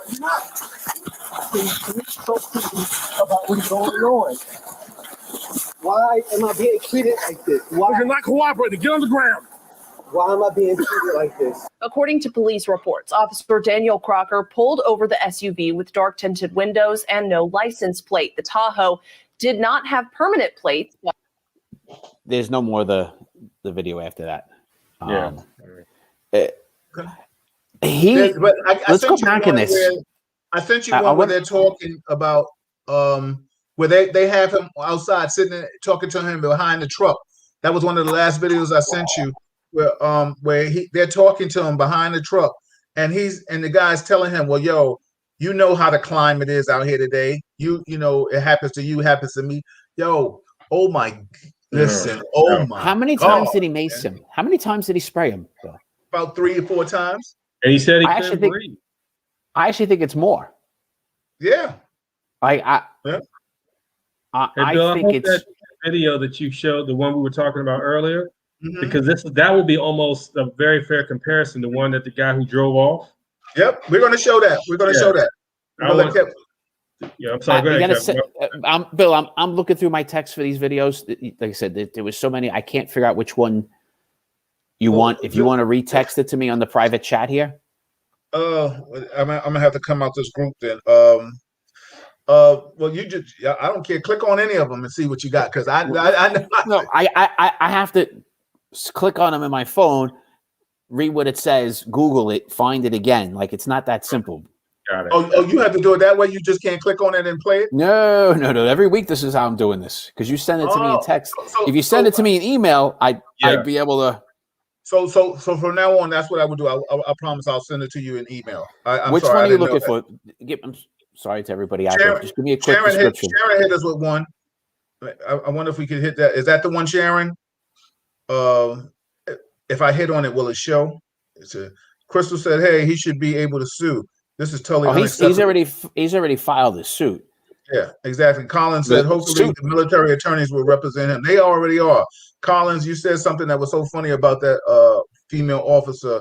You know, she said she might get a job in Piggly Wiggly. I had to, repeat that. I thought that was hilarious. Yolanda, she said, "Empty the damn canister on his face." Exactly. Michelle, hey Michelle, Michelle Ivory Jones, does the military get involved in this case? Oh, they're involved. They're definitely upset. Tyrone Butler said, absolutely, he should be charged with assault. Yeah, Kevin, he should be, and Tyrone, he definitely should be. Listen, it's very rare. I'm going to say, that, for using your pepper spray, the cop should be charged. But are you saying that? Are you saying that because he's a military man? I'm saying that because it's. You're not saying that because he's a black man, though. I'm saying it because he overused his pepper spray for no reason. Okay, I just want to make sure. Is it about military or is it? But I'm just trying to. And I'm not mad at you or not when I say the word mad. I still told you like at the beginning of this. If I pulled that guy over, the second I would have saw that uniform, we would have started talking. We would have had a handshake. We might have sat outside and had a cup of coffee together. Yes, like I got a different attitude. You're in uniform. This never. Yeah. Now, out of uniform, this still shouldn't happen. Don't get me wrong, but uniform, it's crystal clear. Like there's no to me, that guy's not a threat to me. Yeah, right? absolutely. So we have no crime. Right. No apparent threat. The crime is he didn't pull over fast enough for the cop. But he explained to him, I kept driving until I hit a place that was lit up to make it safe. And the cop agreed. I agree. So I don't understand anything else that happens here. And I'm glad you're saying that. But let's just be clear that what does she say in the rest of? Did she put clarity to anything, Kevin? I don't know. What she talks about is that in the end it was their justification pulling over is they couldn't see the plate, which was there. Okay. It's that temporary plate. It's if you see an image of the back of his truck. Yeah, it's in the right hand. It's in the right. It's up in the corner, and at nighttime, it's not visible. In a tinted vehicle, the temporary plate inside the vehicle, that's paper. You can't see it. So pulling them over initially when you don't see it, you see a car driving without plates, fine. Once you realize there is a plate there, like I said, any cop who's done a few of these, you know this, right? But we all know that's where tinted vehicle like that, an SUV like that with a tinted back, no plate, that's the second place my eyes are going, is up top to the right corner, looking for that tag. Well, what's so funny? Right? Like it's just the crazy thing about it, he just bought that vehicle and he was driving it home. Now he's gonna get enough money to buy as many vehicles as he wants because he's gonna sue the shit out of them. But of course, did do resign too, right? I think this punk. No, they got fired. Oh, he got fired. They got one got fired, not the other one, right? Only I'm pretty sure I'll check on that. I'm pretty sure they both did, but they got fired after the video got out. Right. See, let's be clear. Let's be clear about that too. Right? I'm pretty sure it's after the video. I use my pepper spray, a fair amount of times. Yeah, that was your thing. Yeah. You didn't comply. You got it, right? But I had a reason to arrest you already at that point. You were going to jail one way or the other. To just, I don't know. This is horrible. I can't. There's no benefit of a doubt I can give in this scenario. Where's the restraint? Exactly. There was no threat. There was nothing really going on to make those officers feel that they were in danger. The guy had his arm out the car. He was talking rationally. Where's it? Why couldn't the officer just say, "We're pulling you over for X, Y, Z"? But none of that. It was just do what I say. Get out the car. Get out the car. Do what I say. I own you. Yeah, you're right. And what's so funny is a lot of us don't know there's other videos, and now I know that what I need to do, Kevin, from now on is that what I have sent Kevin is that they showed the other video where they were talking. They asked him, did he have a gun with him? They went and searched his vehicle and took his gun out. So without what are you searching me for? and then threatened him with a bunch of summonses and arrests just if he doesn't comply on certain things. Come on, man. So, think about this is a lieutenant in the military in uniform. And body that's cam. Important. Now, that's very important. And body cam is showing this. And with that being said, think about all the John and Jane Q publics that this has happened to, and they're not in uniform. Is he stuck? That's real talk, everybody. Yeah.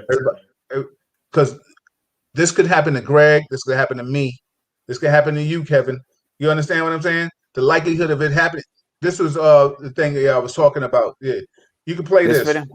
Yeah, play this. Police officers, whether they are black, much less Hispanic, white, Asian American, if they're kicking down doors, if they're in a dangerous situation and they make a split-second mistake, well, we don't know what it's like unless we're in that position. But in this case, like the George Floyd case, they knew what was going on. They had minute after minute after minute to correct their wrongs, and they just refused to do it. They continued to humiliate a lieutenant who was serving their country when they not only had the responsibility, but you would assume had the training to draw back and calm down and understand they had made a terrible mistake. But it just went from bad to worse. And they had to humiliate the black man, get him on the ground, shove the lieutenant on the ground until he started weeping. It is disgusting. And I just want to know, I've been studying this for a long time.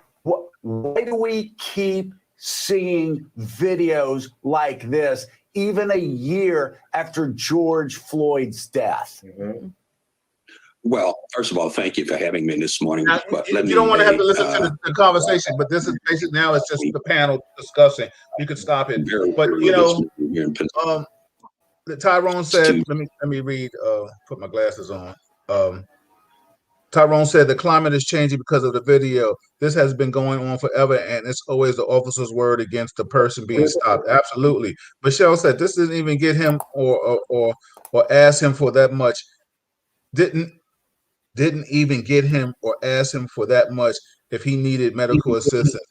I guess that's an EMS lady who was wiping his eyes off. Yeah. Colin said, and you read my mind. He said, hey, Bill, next week, we need to talk about the brother in LA falsely arrested while putting out the trash. Absolutely. Kevin, I sent you that too. It's so funny. You said I was on a roll. Kevin, I tell you, everybody, I've been sending him emails and videos and clips of everything. There was one little punk army boy or retired army dude, see a little black dude walking in the neighborhood, South Carolina. He gonna tell him to get out the neighborhood and pushed him because he thought he was bigger. Yo, why doesn't that happen to the people that will punch him in his face? Right. I don't get that. I would have poked him in his eye. Yo, he's sitting there looking like Stone Cold. He'd have been ice cream. He really would have been. Yo, I don't get it. Mark said, Bill, technology has been very helpful in these cases. This unfortunately has happened many times before. The lieutenant did exactly what he was supposed to question why without being disrespectful, all while being sprayed with pepper spray. He kept his composure. If you went through the police academy or the military being sprayed, it's no big thing. The army officer did nothing wrong, but these two clowns deserve exactly what they deserve. Shameful the officer Gutierrez made all kinds of threats being of Latino descent. Well, you know what's so funny? He didn't think he was of Latino descent. He thought he was white. He thought his name was not Gutierrez. He think his name was Guberman. And no disrespect to my Irish friends and brothers out there. I'm just trying to paint a picture. I see you, Harriet. Yes, I see you, Harriet, in the building. Brian, what's up, Brian? You're a former military man. The point is the officer saw the uniform and said, get on the ground, which means that didn't matter. Absolutely. Veronica, yes, I see you. She said, I'm glad they got fired. They would have been a threat to society. They definitely are. You know what I'm saying? But there's somebody somewhere that's honestly, and Kevin, you know this. There's somebody in the police group somewhere saying, "Oh, he should have complied. He didn't comply." You know what I'm saying? There's somebody saying that. There really is. 100%. Of course there is, Bill. There's always going to be somebody, right? Look, there are some who will defend us, the blue, no matter what. Let me read what my man Courtney. Courtney is a former military man. He says, "I've gotten pulled over in uniform a few times and never gotten that consideration that Kevin is talking about." Well, yeah. No, you never got pulled over by me, because exactly. That's honestly who I am. Courtney said 4-letter word, race. Courtney, just type in what city or state that was. That's just for edification, because I'm sure we know. Because shout out to my man Big Dean in the building, Dean Norms. Bill, this young man who got tappered was a good kid. You mean, I guess, is he talking about tased or tappered? He graduated from Virginia State University and a member of the fraternity Kappa Alpha Phi. This is a travesty, and he is currently serving his country and being treated like this. So sad. Definitely. Yolanda, his hands were up all the time. Why would they treat him like this? Put him on the floor. That is bullshit. James Harvin, what's up, Born? He said this a reminiscence of the America Donald Trump wanted. I totally agree with you on that. I won't even do it. Rock is in the building. He said this situation could have been a disastrous for the lieutenant.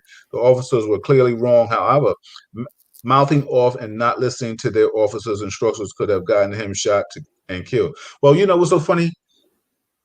I'm sure if he's been in the military, he ain't been afraid like he was afraid. The fact that you see these guys pointing the gun at him, ready to do damage, then you want to mace him. You talking to him, and you got one's talking, the other one's talking, and it's obviously little young punk. He deferred to Gutierrez, and he's an old punk. You know what I'm saying? Let me tell you something. I guarantee you, he went to the local bar that night and was telling somebody the story. Yo, I grabbed this military guy, and he wasn't listening. I just tell people all the time that you just need to comply, but this is where the job is so hard. You know what's so funny? He's a punk. You know what I'm saying? And anybody know, I'm telling him I said it, shit. You know what I'm saying? Get me hot. Tyrone, he said it was about enforcing the law. It was about disrespecting and disgracing a black man. Absolutely. Let me read what's up. Michelle said, does the military? Yeah, the military gets involved. Lanier's in the building. Hey, Donna Edwards. Veronica, yes. Wow, that's deep. Exactly. Sharon, I want to read this comment because I see it was lengthy, so I just want to get everybody out there. This is Real Talk Chronicles. If you like what you're hearing, and you please share it, subscribe to it, tell a friend. Every Monday, every Wednesday, it's Real Talk. We get it in.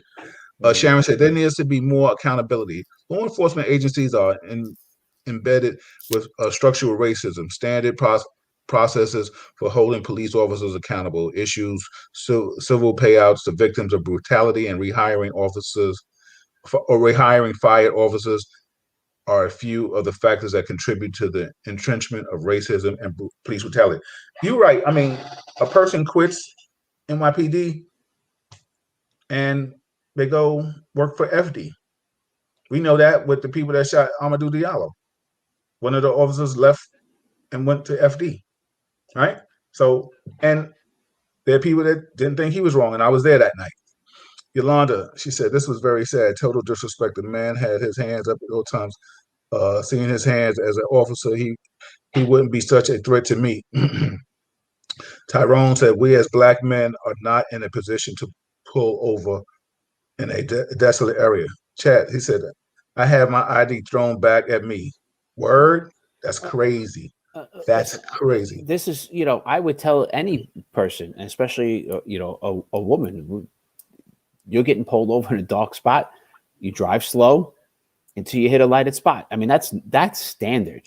It is. Right? Because it does happen. There are fake cops out there who pull people over for god awful things. So, that's not an abnormal thing, as long as you're driving at a slow rate of speed, so the cop knows, right? You know, if you're doing 95 to go to a lit spot, that's a little different. This was not in that scenario, you know, but that's normal. That's taught to people. Yeah. You know, I teach that to my loved ones, right? Yeah. You know, you don't pull over on some, you know, desolate interstate or, you know, 2-lane road in the middle of nowhere. You drive slowly, get to a thing, get on your phone and call 911 if you want to at the same time, if you really think it's not legit, you know. And But Greg, pull over that gas station was smart by him. Yeah, I think Greg, so. I want you to think. I'm going to read two more comments, but I want to ask you this question. I want you to think about your answer. When you see this as a man of color and not a law enforcement person, what is this? How does this make you feel? Like you said something. You spoke earlier about what you saw a nigga get on the floor and stuff like that. But I want you to chime in a little bit more as a person that's not law enforcement. God forbid, like, how do you, like, what do you feel? What are you doing? God forbid you with your wife too. I just hold that thought. I just want to read a couple of more comments. Jose Plaza said, "Blue lives is not a culture nor a race. I'm sick and tired of hearing about Blue Lives Matter when blue lives don't exist. Wearing the blue, aka the badge, is a career choice. Absolutely." Chet also said, "We were taught to find an officer when I was young. When I was young, lieutenant told him he's scared, and the officer just told him you should be scared. Just because you have a Spanish name doesn't make you Spanish. Absolutely, doesn't make you a Spanish." Greg, seeing this, like, now this is an Osho Courtney. I see you. He said it was a small town in Virginia and North Carolina. Darylyn, I see you. I just want to get to Greg and then I'll read your comment. Go ahead.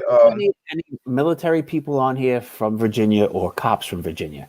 My understanding, you know, down there, because there's lots of military bases, the military and the police don't have a very good relationship together. But I've heard that. I'm not excusing anybody. I just want, you know, a background that the uniform may have been what set him off. They don't have a good. There is the cops I have spoken to and some other people who I know live down there, and I've got quite a few friends. It is not a good relationship. Now, it's not all, it's not everything. I've heard that too, Kevin. And then let me just say what there's supposedly, and I saw you, Guy Brown, in the building. I apologize, I didn't get a chance to read your comment. I heard that too, but corrections and PD don't have a good relationship. Why? Because most of the PD officers don't feel correction officers are law enforcement. They won't go in them jails, but they treat them disrespectfully. When they pull them over, they give them a hard time. They want to write them. Totally disrespectful and unacceptable. So even if what you're saying, I've heard Virginia law enforcement, they give us a hard time. They don't like us. So you're right. I did a training in Virginia for the state police in their headquarters. And the captain, as I was leaving, told me, he said, "Kevin, when you drive it back home on 95, do the speed limit." He goes, "There are troopers in my jurisdiction that will write you up. Even though you just came from my building, trained our officers, and you're headed north. They don't care." Yeah, I was down there with the FBI. True story. Yeah, listen, down there with the FBI getting trained, certified. Listen, man, it is just so crazy. I heard that about Florida too. A lot of times, pull you over. I remember Billy Aberger. He was down there in Florida before he retired. I think he was looking for a property or visiting somebody. Pulled him over, wrote him a ticket. He said, "Yo, you know, NYPD." He said, "Well, I ain't never going to New York." So there's a lack of respect, and some people are jealous. You know, don't be jealous. So, Greg, going back to the question I initially asked you, when you see this video, like, give me some insight on just what does a non-law enforcement person see, but a black man see, an educated black man with a degree. You know what I'm saying, or maybe degrees. Yeah. Well, the first one is it can happen to me. Right. So when I'm driving my car and I'm just going to the grocery store, they don't know that I have the degrees I have. They don't know the corporation I work for. They don't know the humanity and empathy I have for my own brothers and sisters and others. They don't know any of that. They see my skin, and they see that they have a badge, and I don't. And it could happen to me. To be honest, I'm not afraid of any man, but I'm always cautious to make sure that I know my surroundings and my environment and what I need to be doing. That could come off as being afraid, and if it is, that's what it is. But I'm not stupid, and I want to live to see another day. So when I'm in the situation, what I see is that can happen. This man is, we've already said he's a man that's serving our country. He's allowed me to walk around the streets free. And if it can happen to him, it can happen to me. And the thing is, the more things change, the more they stay the same. This is what my uncles and aunts were telling me about the 50s and 60s. This is what some of my relatives were going through in the 70s and 80s. And I actually went through it myself. It's a different story for a different day. So I do know it's real, and I do know it can happen to me. So, this is no joke. This is not something, just to look at it isolated. You got to make sure that you understand what your surroundings are. As a Black man, I have to always know what's going on, and I have to always make sure I have an assessment of what's about to happen next, to make sure that I don't get myself in a situation that I can't get out of, or I'll never see the light of day again. So that's mostly what it is. Yeah, I totally get that, and I understand that. Kevin, I know you talk about how the uniform, you sort of uniform, you respect it so much, and you're a supervisor. What are you doing to these guys? They don't have well, they lost their job. So no, but I'm just saying. I'm just saying, if you were the supervisor, I mean, or the chief, or the whomever. If I rolled up on the scene while it was going on, right? You know how this also could have went really bad, and it didn't happen when they start pushing him down to the floor. Now, Bill, picture yourself. You're just you, Bill. You're a cop who pulls up next. You see your two officers wrestling with a guy. You're jumping on, right? You saw nothing else but that scene. Yeah. I'm jumping on, right? It is pile on and get those cuffs on the guy. That's what's going to happen next. There's any other guys coming in. And this thing could have escalated, even further, where one of us who knew nothing but, trust our fellow officers who are trying to arrest somebody, who are having trouble. We're going to help them. Hey, Bill, can I add one more thing very quickly? Sorry, Kevin, I didn't mean to. No worries. So not only when you ask me how I feel about it as a Black man, it actually goes a lot deeper for me. I'm not going to go through the whole thing because we're running out of time, but I'm going to ask you, and Kevin, maybe you too, look up a story about a man named Terrence Johnson. I grew up in PG County, Maryland. There's a story about Terrence Johnson that shapes my whole, if you want to call it, fear of the police. And Terrence Johnson, I can give you the very quick one-liner. He was brutally beaten by the police. From where? Terrence Johnson's a popular name. Terrence Johnson from where? Georges County. Look up. It happened in 1977, I think, or 76 or 77. And they did actually. I think it was a doc. It might have been a documentary. It was a big write-up in a couple of newspapers, even more recently.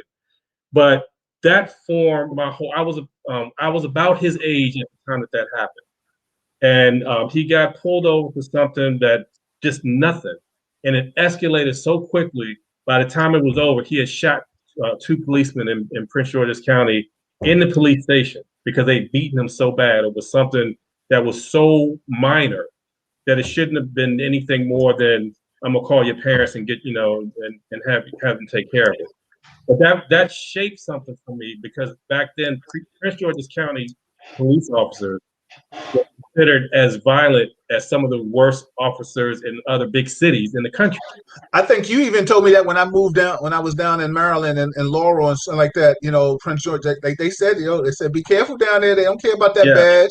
Yeah. And Prince George's County for many decades was considered one of the most richest counties for Black middle class. It was like one of the top areas in the country for Black middle class to live and work and play.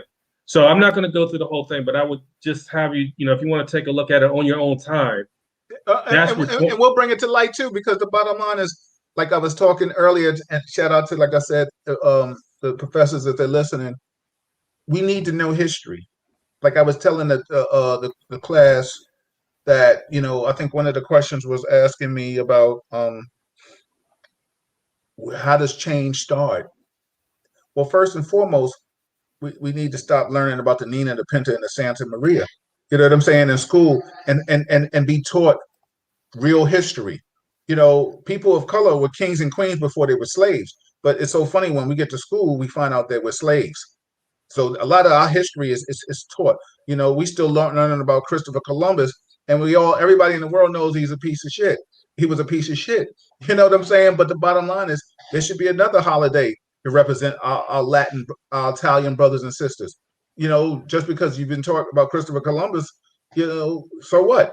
There's another. I'm sure there's some other Italian warriors and leaders that could really make a great representation. But who am I to say that? But the bottom line is we're not taught real history. We're taught what people have just, and it's a shame that society is still learning the same thing.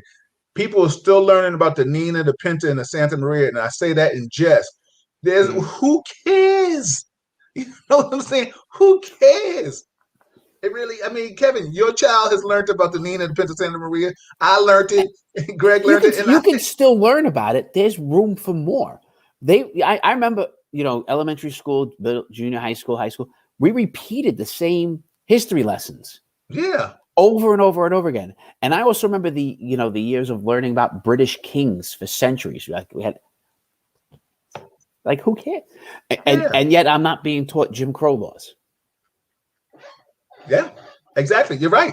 You're right. You know, you can't hide from this stuff. You can't pretend it didn't happen, or things haven't happened and don't continue to happen. You got to talk about it, and you got to educate our youth. And if we're not telling them when they're young, you know, I have to learn that in my 30s and 40s on my own. It's not the way it's supposed to work. Yeah. I mean, like I said, you know, we're not learning. Greg and I and people of color learn about Emmett Till. That's almost like a dinner table conversation on a Sunday or Thursday night. Listen, you know, we were taught a lot of times, not that, you know, that our parents was like, don't be, you know, date outside your race, but they'd be like, yo, don't go around and play around there, or don't go to this part of town. You mess around, you playing with them white girls, and something that happened to you, then Emmett Till's story comes right up. You understand what I'm saying? So a lot of times, let me just shout out. I see Vanetta on the YouTube. Darylyn said, let me read what she said. They disrespected him and his uniform. I literally wept when I saw this. I grew up in the military, and damn, exactly.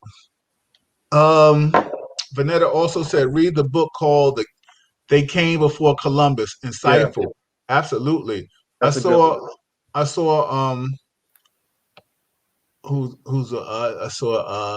Mark Rainey is in the building. He's on YouTube. He said, what's the deal? You, brother, what's going on? Let me read some of these other comments. Greg.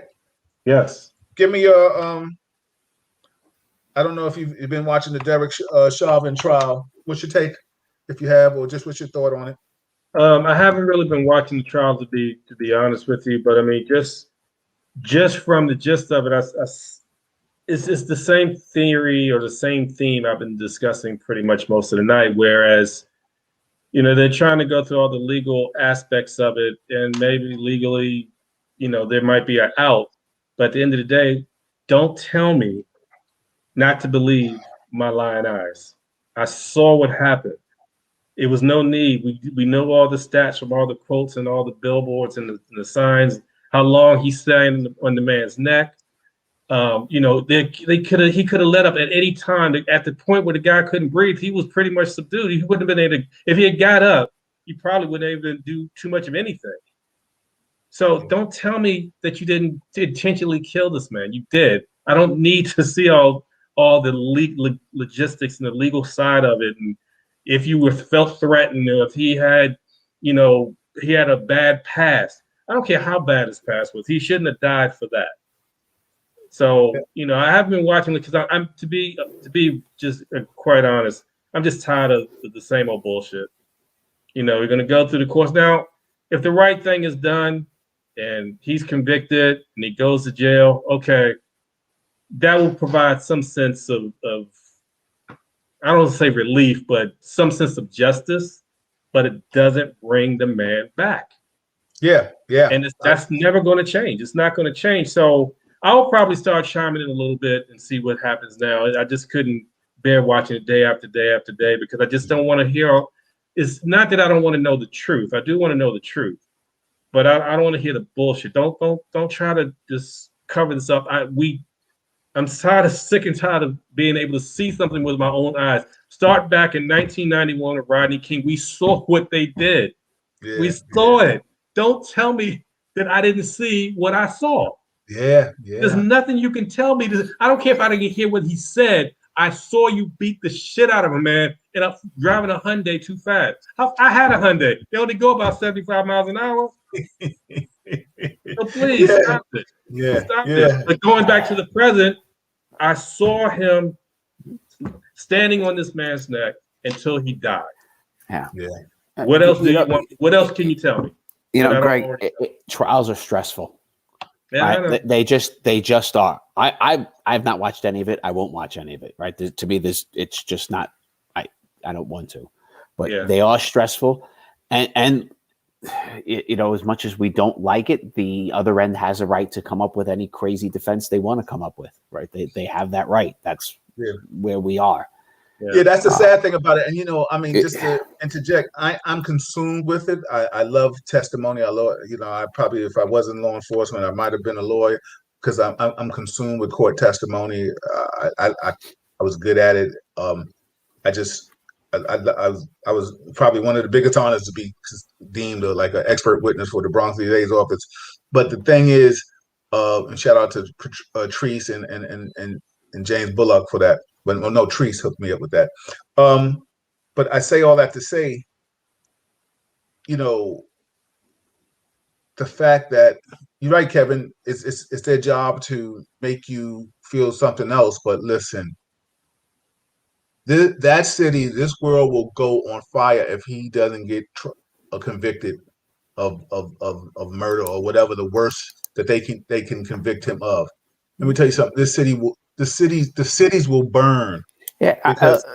Yeah, no question, right? But this trial comes down to the one thing, right? Is cause of death from the neck, or is cause of death from something else? That's it. Well, right? You know what's so funny? I think you know it's murder. I'm sure you. Yeah, I've said it from the beginning. I got no defense for that guy. Yeah, right. There was evil in his eyes when he had, you know, that was it was punishment. He was on his neck to punish him. He's the type of dude that somebody would say, just give me 9 minutes with you and let me see if you survive. You understand what I'm saying? Let me lay on your neck for 9 minutes. I see Vanetta, she said, I'm just sick of of this being done to us. It's been over 400 years and we're still fighting the same damn fight, the darn fight. Exactly. Vanetta said, I watched it once last week when the doctor showed a video of the life left George Floyd, and I cried. It broke my heart. Yeah, that was definitely crazy.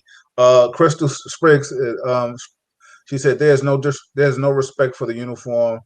Refer to like the Capitol on my birthday, exactly January 6th. You know, Kevin, and before we close out, I see you, Michelle. You said the older one was fired. Yes, he was. Yolanda, she said, just ask the lieutenant if he has the tag. He would have told him. Exactly. Everybody, I see you, Harriet, in the building.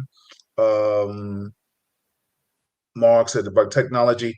I'm gonna ask you this, Kevin. You always say the bleed blue. Mm-hmm. From the things that you've seen,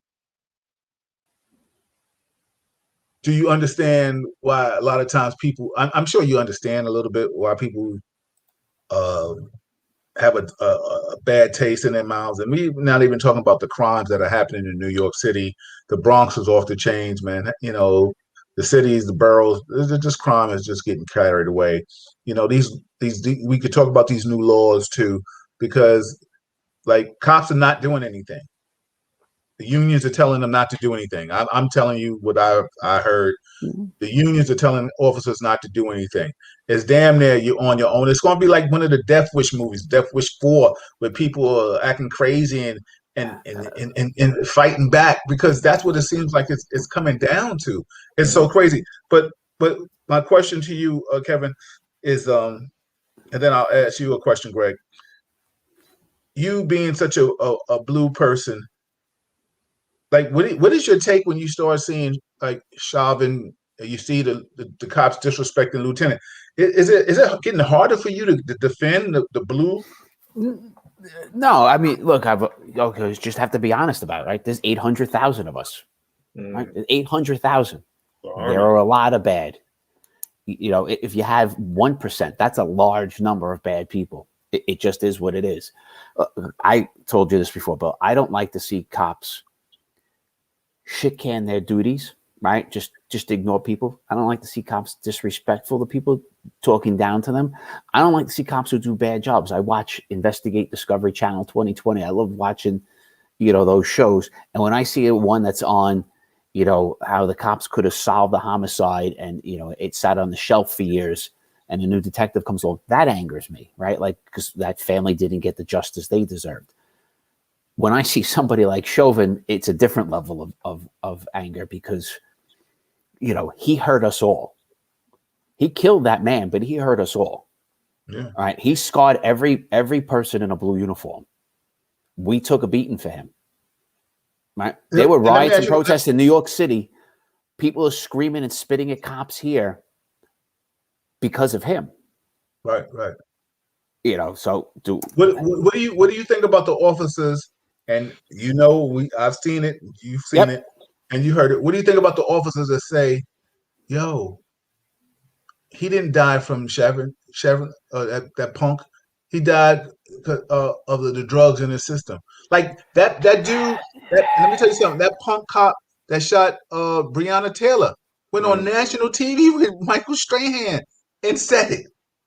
You know what I'm saying? He came on there with his coif, looking all trying to look fly, little blazing his little jeans, and then he wants to sit there and talk about Mike, the dude shot at me, da da da da da. But then he asked him about George Floyd, and he says, "Well, we don't know if he didn't die from drug overdose." Like, yo, we live in echo chambers. A lot of people, right?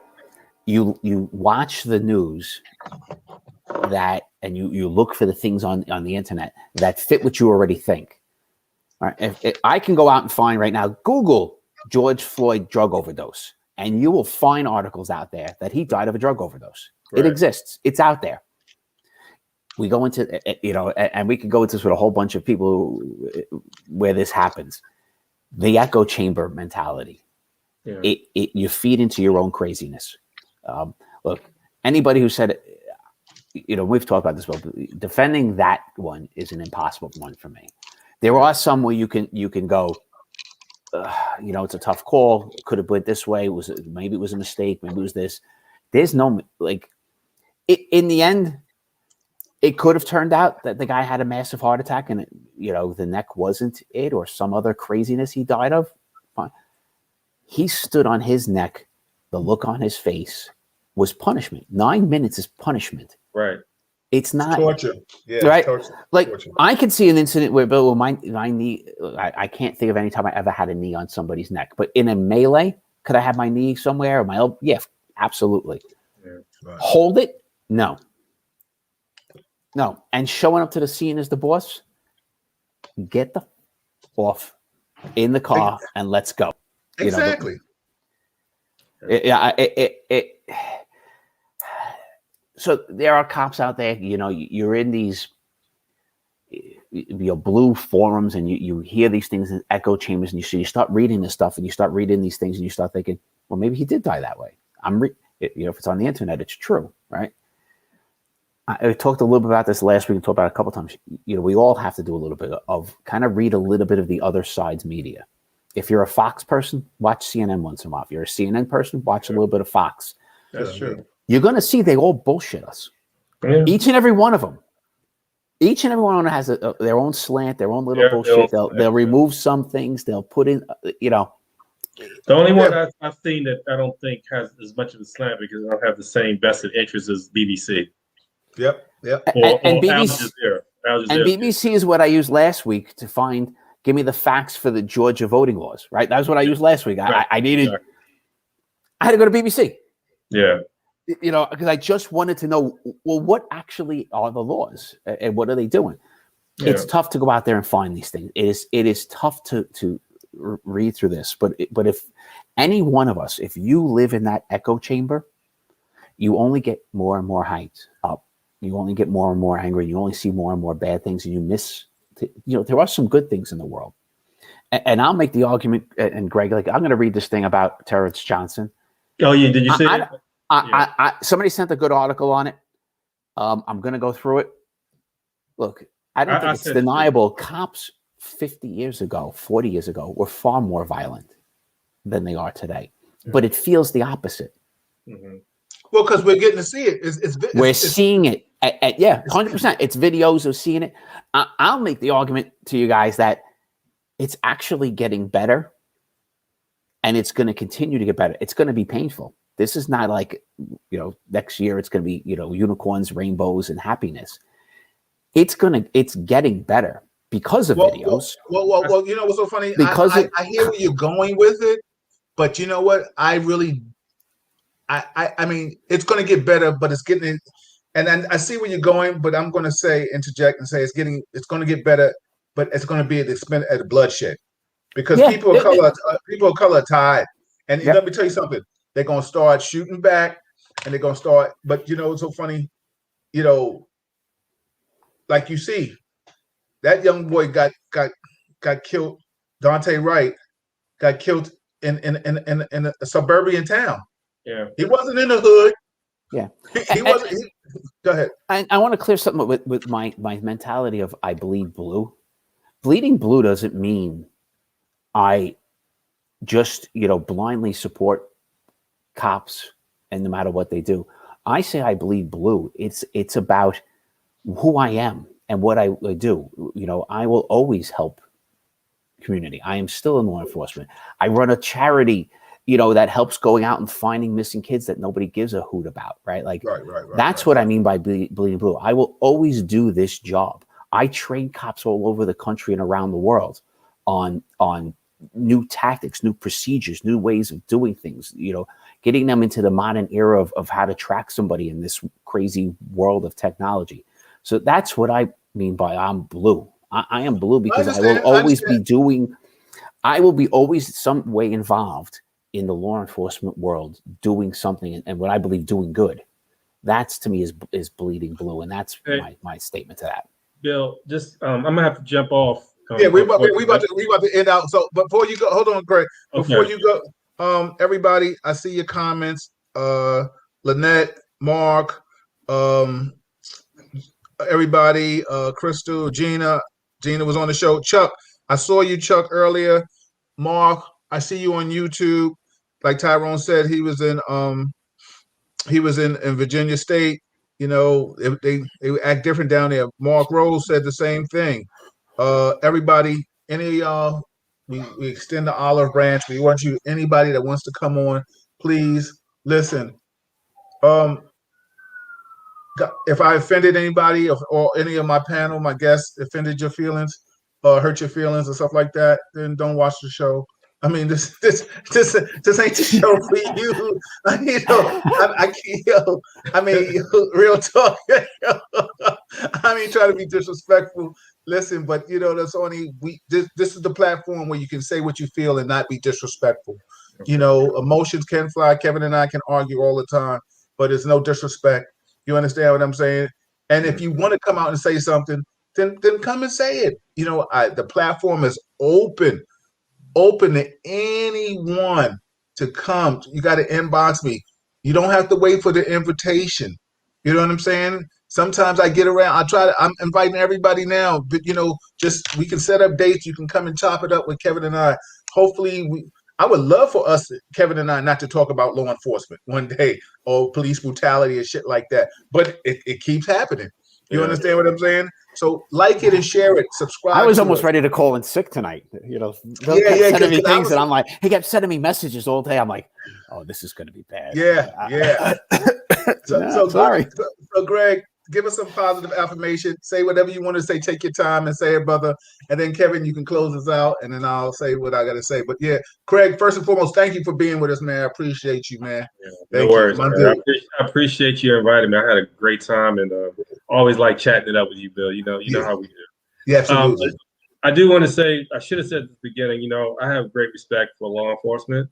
I'm not saying this to cover my ass or anything. It's the truth. I have many family members who are in law enforcement. I had a couple of uncles or marshals and cousins who are police officers and detectives. So, I have that respect. And I definitely don't think that all of the police officers are bad police officers. I'll say that and just get that out the way. But just kind of reversing back to what you said earlier, Kevin, I definitely had to, just respectfully disagree about it getting better. I sent you that article because it really will help you understand when Bill, the question you asked about how I feel about it. I had to remember, and that's where that all of my feelings stem from that incident. And that was before we had, 24-hour news. That was all over Washington news for like months. I mean, that's all they talked about, every leading story. So that gives you insight. But I think it's a good article. Now, the point I'm bringing that up again, Kevin, is because when you read that article, it almost is just a replication of some of the things we've seen in the last 5 years, because now we have video. We see it. We didn't see this live, but we found out about it because of how horrific it turned out to be. And it really was because 2 officers got shot. That's why it got exposed. If it was the other way, if he and his brother had gotten shot, we probably would. It would have been maybe on the back page somewhere. So that's how we saw it. But what I do want to say, to bring it on a positive note, I do respect both of you gentlemen, for being able, because you're part of that blue fraternity, but you're strong men, and you're saying, this is what's right, this is what's wrong, and this is how I feel about it, without worrying about the ramifications and how it might affect you, your person, your reputation as officers. So I respect you guys for that. I really do. And I really enjoy your show. I'm able to catch it many times, and I definitely will try to. I may ask to come on again because I really enjoyed this conversation. Come back with your wife. Come back by yourself, whomever. Yeah.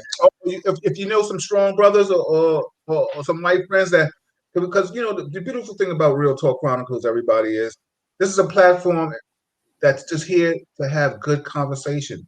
We can solve problems. This is a problem-solving show. We're going to talk about the conflict, and then we're going to talk about the solution.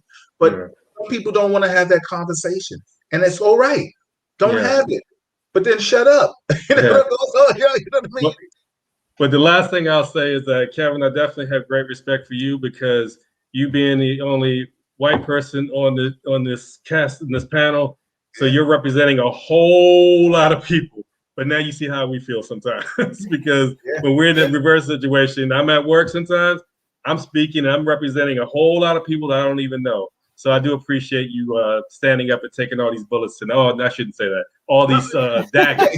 Taking all these daggers tonight. But you're so right. And I tell Kevin all the time, like, I was like, yo, I get to sidebar sometimes. People be like, yo, Kevin is cool. But then, he said this. And then, Kevin, you've said it. You don't mind taking the darts at you. You know what I'm saying? Sometimes, because I think that in the world, you really do want change. You want a better world. So what did I tell you when you first started hanging out with me on this? I said you're gonna lose a lot of friends, kid. But I'll still tell you, Bill, I have not had one person inbox me, say a disparaging thing, friend or no friend. I've yet to have one. A good thing. That's a good thing. I'm glad. Maybe that comes with growth too. You know what I'm saying? Mark, I see you. Maybe they just unfriend me.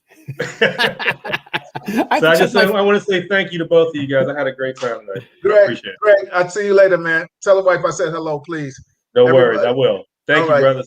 All right, take care, everybody. Kev, good night. Close us out.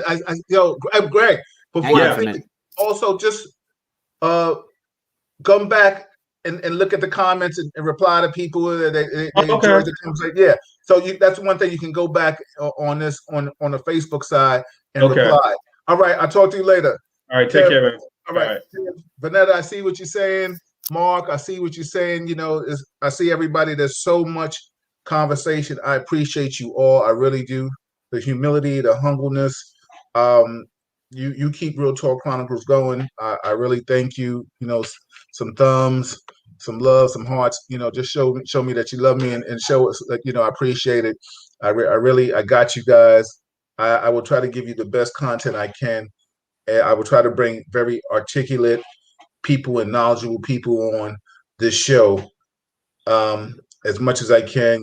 From the Mondays, the guest hosts that I have to Kevin and I. You know what I'm saying? And lately we've been a little scripted on the topics, but not the conversation.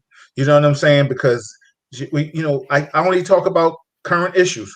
That's all I do. We talk about current There's no issues. pregame. No, there's no pregame. It's not like, I don't even like when I have people ask me, what are we going to talk about? And they could all tell you, whatever I feel like it. You know what I'm saying? It's the topic. I don't have anybody on here that's not well versed, and knowledgeable of just life. Life can cause you to have an opinion. There's something that somebody is. I see you, Dory, in the Wilson. Donna, thank you. Platinum. What's up, Michael D. Ferguson? I see you, man. Veronica, shout out to you. Todd, I'm gonna get you on the show real quick. Anybody that wants to be on this show, holla at me, inbox me, text me. You know how to reach me. Kev, give us some positive love before we get out of here, and I'll close it. A couple of things, I guess. One, this is probably as stressful a week as we have had in a nation in a little while, law enforcement community. And, I always push this, take a break. Watching the trial 24/7, take a break. On social media 24/7, take a break. Got to have a day off. Spend some time with your family, go hiking, go bike riding, sit down, read a book. For me, it's hiking, it's reading a book, doing stuff with my kids. That's how I refresh this, the brain. Yeah. You can't keep doing this. You can't. You just, it is painful at times. So, take that break. Be part of the solution. If we're not getting it from the leadership that we want, from whatever level or rank we're not, then it's got to be your grassroots. Be part of the solution. Do something positive in the world. Yeah. And yeah, thank you. I mean, everybody, if there's stories, I appreciate all my information people. If there's stories that you want Kevin and I to talk about, inbox me, text me. If it's worth putting on the screen, Colin, we will definitely talk about that man that got arrested in LA for taking out the garbage. Crazy in situations. Kevin, I know from now on I won't work this hard. I will email you all the content that we want to talk to you about. Everybody, please subscribe, like it, sign up to be part of the Real Talk family, man. I appreciate you so much. I say that with all humility. Thank you. I will see you next Monday with Real Talk with Allison Williams. We'll talk about DMX. We'll talk about a lot of things. Her being in the industry. There's just so much to talk. We may talk about some of this stuff too. You never know what we talk about. This Real Talk Chronicles, everybody. You're always welcome. Talk to y'all. Thank you. Good night. And we'll come back and we'll chime in with you. We will. Kevin and I, we're good for that. Talking back. All right.